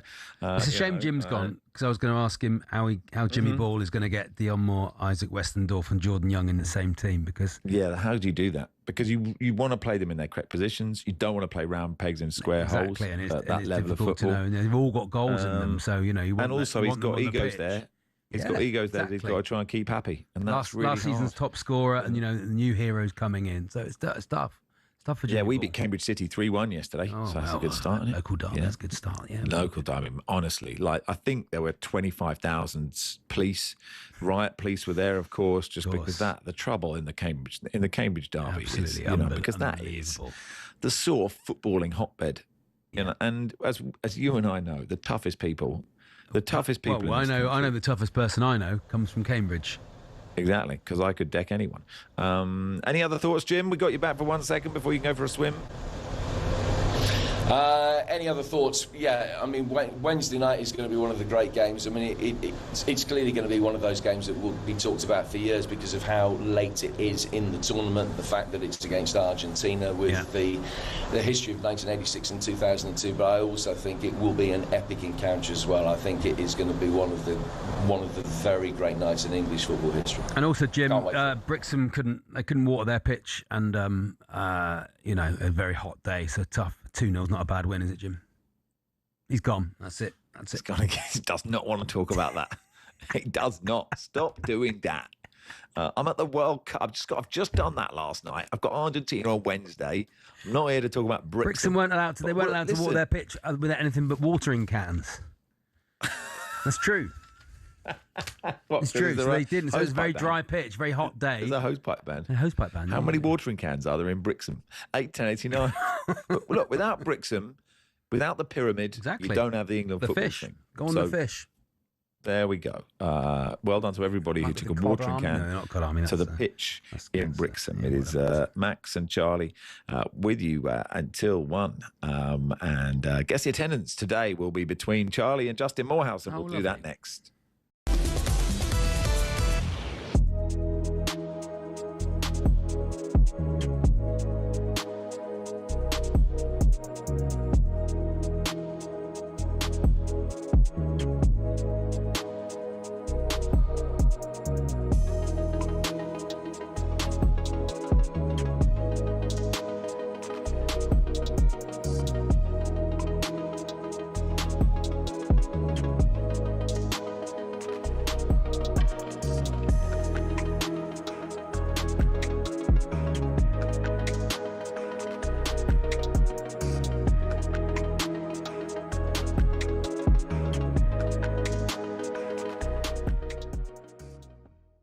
I think you're underestimating Bruno Guimaraes. I mean, you can look at the figures and say, yeah, not brilliantly impressive, but every Newcastle fan will tell you he's the heartbeat of their team. Yeah, that's Newcastle, though, Jeff. Jeff, we're not Newcastle United. Oh, right? Joe, don't be arrogant.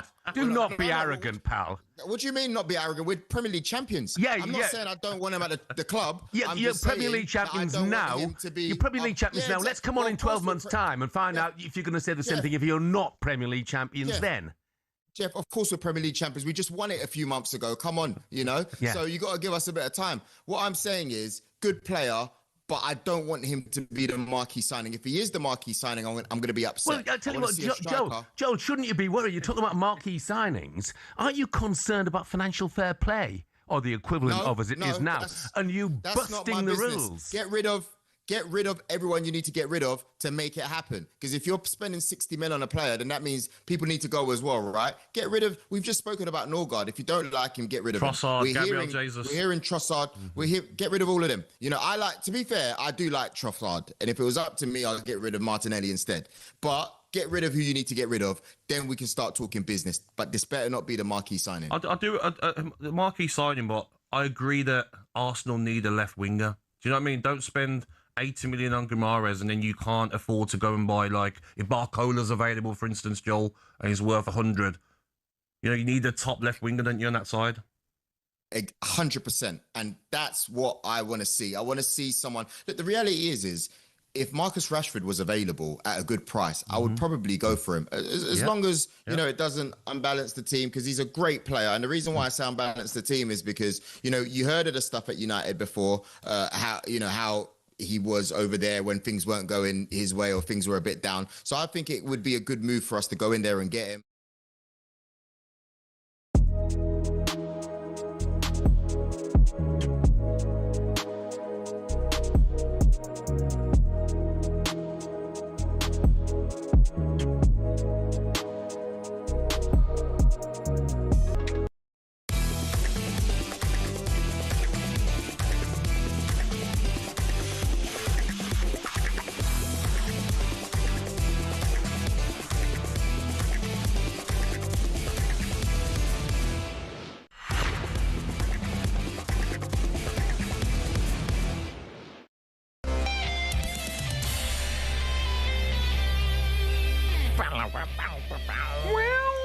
Max is playing that from the 18th floor, wherever he is in Brooklyn. It's a Gibson Stratosphere. That's what I'm playing. Gibson Stratosphere. Yeah, it's one of those triangle ones. I'm doing it with my teeth. Hey, let's play Guess the Attendance. Today, top comedian Charlie Baker takes on top comedian Justin Morehouse. Welcome to the programme, nice, Justin. Hello, Justin. Hello, guys. How are you? Yeah, good. You okay? Excited to speak to you. I'm okay. Do you know what I've done this morning? Go on. What's that? I've had a right good sort out. All right. And it depends on really what kind of, you know, that could have been like, if I was a gangster, that could have been we're a sort out. Yeah. Now that could have been that. Of course. Well, as a gangster from a family of gangsters, I've had days like that. But sometimes people, they gotta go. Yeah. It could have been. We never heard from him again. He was in Peterborough, sleeping with the fishes. It could be like sexy time. I know. When you said sort, I thought you were going to say sorting out. I've had a right good sorting out. Well, all right. Max has hit the nail on the head. What's that? The tip. You've been to the tip, have you?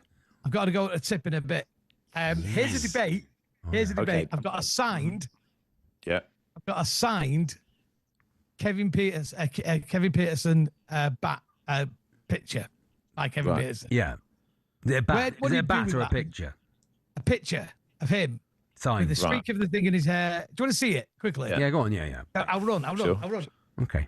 I'm currently selling a Phil Lloyd track jacket on eBay. If anyone's interested in that, Talk United. Okay. What are you putting on it? It's currently on £126, so it's a vintage market. Yeah, don't throw that out. Yeah. Stick that on eBay. Okay. Stick that on eBay. Someone will have it. Stick that on eBay. On eBay? Yeah, put that on eBay. Someone will love that.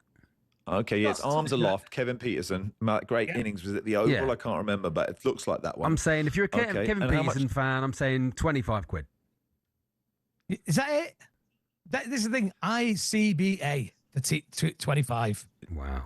Fair enough. I'm not staying in. I've got an idea. Are you going Find a going nice straight down the local tip? cricket club. Find a nice local cricket club and There give you it go. to them for their clubhouse. Oh, mate, that's great. Okay. I've Do got one that. here of Mahatma that. Gandhi. Oh, yeah. Oh, yeah. A photo. That was an absolutely brilliant moment. No, there was one. See, this was when Barry was. I had somebody gave me a massive picture of Monty Panesar. Oh, that's nice. And Andy Jacobs had a picture of him with Monty Panesar, and Barry saw it and thought, "There's Monty Panesar with Mahatma Gandhi." Because he thought Andy was Mahatma. Oh, yeah. Well, Andy could do that. He's He never could seen cosplay it. that. I do like the idea of, sporting memorabilia you've just chucked away. These people work so hard. They just sew things. You just go. You could have started a swap shop then. You could have started a Yeah. swap shop chain then. Oh, I could have done. You could have gone, I've got this. What's anyone else got? Okay, that's a good idea, Justin. I've just got a first day cover from the Mercantile season where they had that charity match. Yeah. Norman Whiteside that's signed good. first day cover. Oh, someone will want that. Okay, Justin, here's what we'll do, right? People message me on Instagram, okay? If you go to my Instagram and message me with what you're offering in return for Justin's signed Kevin Peterson framed photo next week. I'll say what we've got. We'll do a swap and we'll keep doing that. It's going to be a It'll chain. Fun. Right, quick game's a good game here. We've got 3 minutes to go. Norway 1, England 2.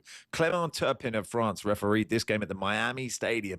See Jude Bellingham's brace take England into the semi-finals. But how many were there, Charlie? 82,000 people. Oh, let's have a little showboat. 65,000. Yeah, 64,478. 1-0, Justin. Jamie says, Mahatma Andy. Thank you, Jamie. Argentina 3, Switzerland 1 after extra time. João Pinheiro at the Kansas City Stadium. João Pinheiro of Portugal refereed the game. Julian Alvarez's brilliant extra time winner into the top corner after Embolo was sent off. But, Justin, how many were there in Kansas City? Top bins. 69,000. 68,999. 69,045. He's so good at this game. So close. Michael Oliver refereed Spain 2, Belgium 1 in the quarterfinal of the World Cup at Los Angeles Stadium, the SoFi Stadium in the USA. Mikel Marino, as 88th minute winner. But how many were there, Charlie? Arsenal's top scorer in this World Cup. Am I correct in saying that? Possibly. So, 67,000 people. I think it's a big one, that one, it? LA. 67,001. 70,492. It's an absolute exhibition, this. I'm having a shocker. France 2, Morocco 0. You've had a terrible game. That's all right. And actually, we've gone so fast, we actually now need to slow it down a little bit. I'll take, what else the swaps? Sort of thing you're after, though. You're not getting rid of your tut, though, Justin, aren't you? You want to get rid of it. I've got a few things to get rid of. What else can I get rid of? I'll think about that for next week. Okay, yeah. See what you got for next week. I've got signed glasses from Olive off the buses. Says Sean. On the buses, well. Yes. If they're real, if they're real, they're real. I reckon they're worth more than the signed Kevin Peterson. Facundo Tello of Argentina refereed France 2, Morocco 0. Sorry, Max, sorry, I'm interrupting. Big shout out to everybody at the Dead Meat Comedy Festival. 17 of them came up to me and went, what do you reckon the attendance is? Well done. Everywhere I go. Good stuff. Everywhere France I go. 2, Morocco 0, quarterfinal of the World Cup. And Boston. But how many were there to watch Mbappe and Dembele win it for the French? Justin. Oh, they're so stylish, aren't they? They're so they are, yeah. fluid. Yeah, they're really good. That stadium, Boston. I think that's a 64,000. 64,001. 63,811. Wow, this has actually been the greatest performance in the history. You're about 50 out. Have you ever seen the end of Tropic Thunder when Cruz does the dance? Yeah. I remember the name, Justin Morehouse. So can you be that good? Can it be a clean sweep? We go back to the 30th of June, 1998. Argentina 2, England 2. Argentina win 4-3 on penalties. Kim Milton-Nielsen. We can all see his face giving that red card to David Beckham. But how many were there to watch this one at the Stade Geoffroy Guichard, Saint-Etienne in France? Charlie. In which stade was it, Max? Stade Geoffroy Guichard. Ooh la la. 67,000 people. Probably more. No, I don't know. No, 66,999. 30,000. Oh, my God. Why were they holding it there? It wasn't a big deal back in the day. It's a different The World time. Cup's only People become a didn't big watch deal football since in he went to America. People didn't watch football in the 90s. What a waste of time that was. There's no history. 30,000 Of people. football in the 90s. Yeah. Oh, well, that'll do for today. Thanks, everybody. Thanks, Justin. My favourite thing was talking to 5-0. Justin. Yeah, 5-0. 5-0. Well done, mate. I did win the other week, twice, I think. But, Yeah, of course, I'm back, baby. Baby, I'm You're back. back. Thanks, Justin. Very Let you know on the handsome, Swaps and Justin. Sales next week. Thank you, Take Charlie. care, everybody. Look after yourselves. Sam Allard and Sean Dyche are next with the World Cup Weekender.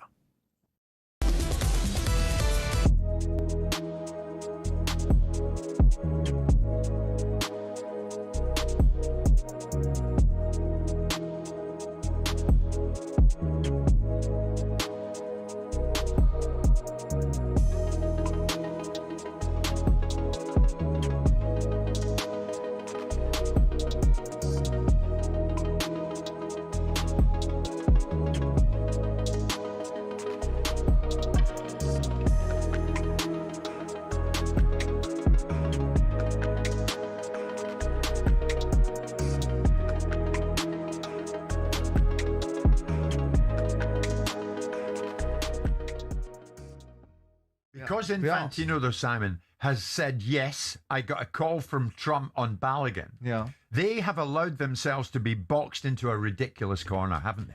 Well, it's one thing players cheating on a field, but when the people that are supposed to uphold the game ignore the integrity of their own positions, to damage the authenticity of what people might be watching, and challenge the legitimacy of it by allowing one set of group of people to have an advantage and not on others, you should start worrying about the existential threat that has to the game, and start worrying about what's happening to the football and where it's going next, and what will happen to it next.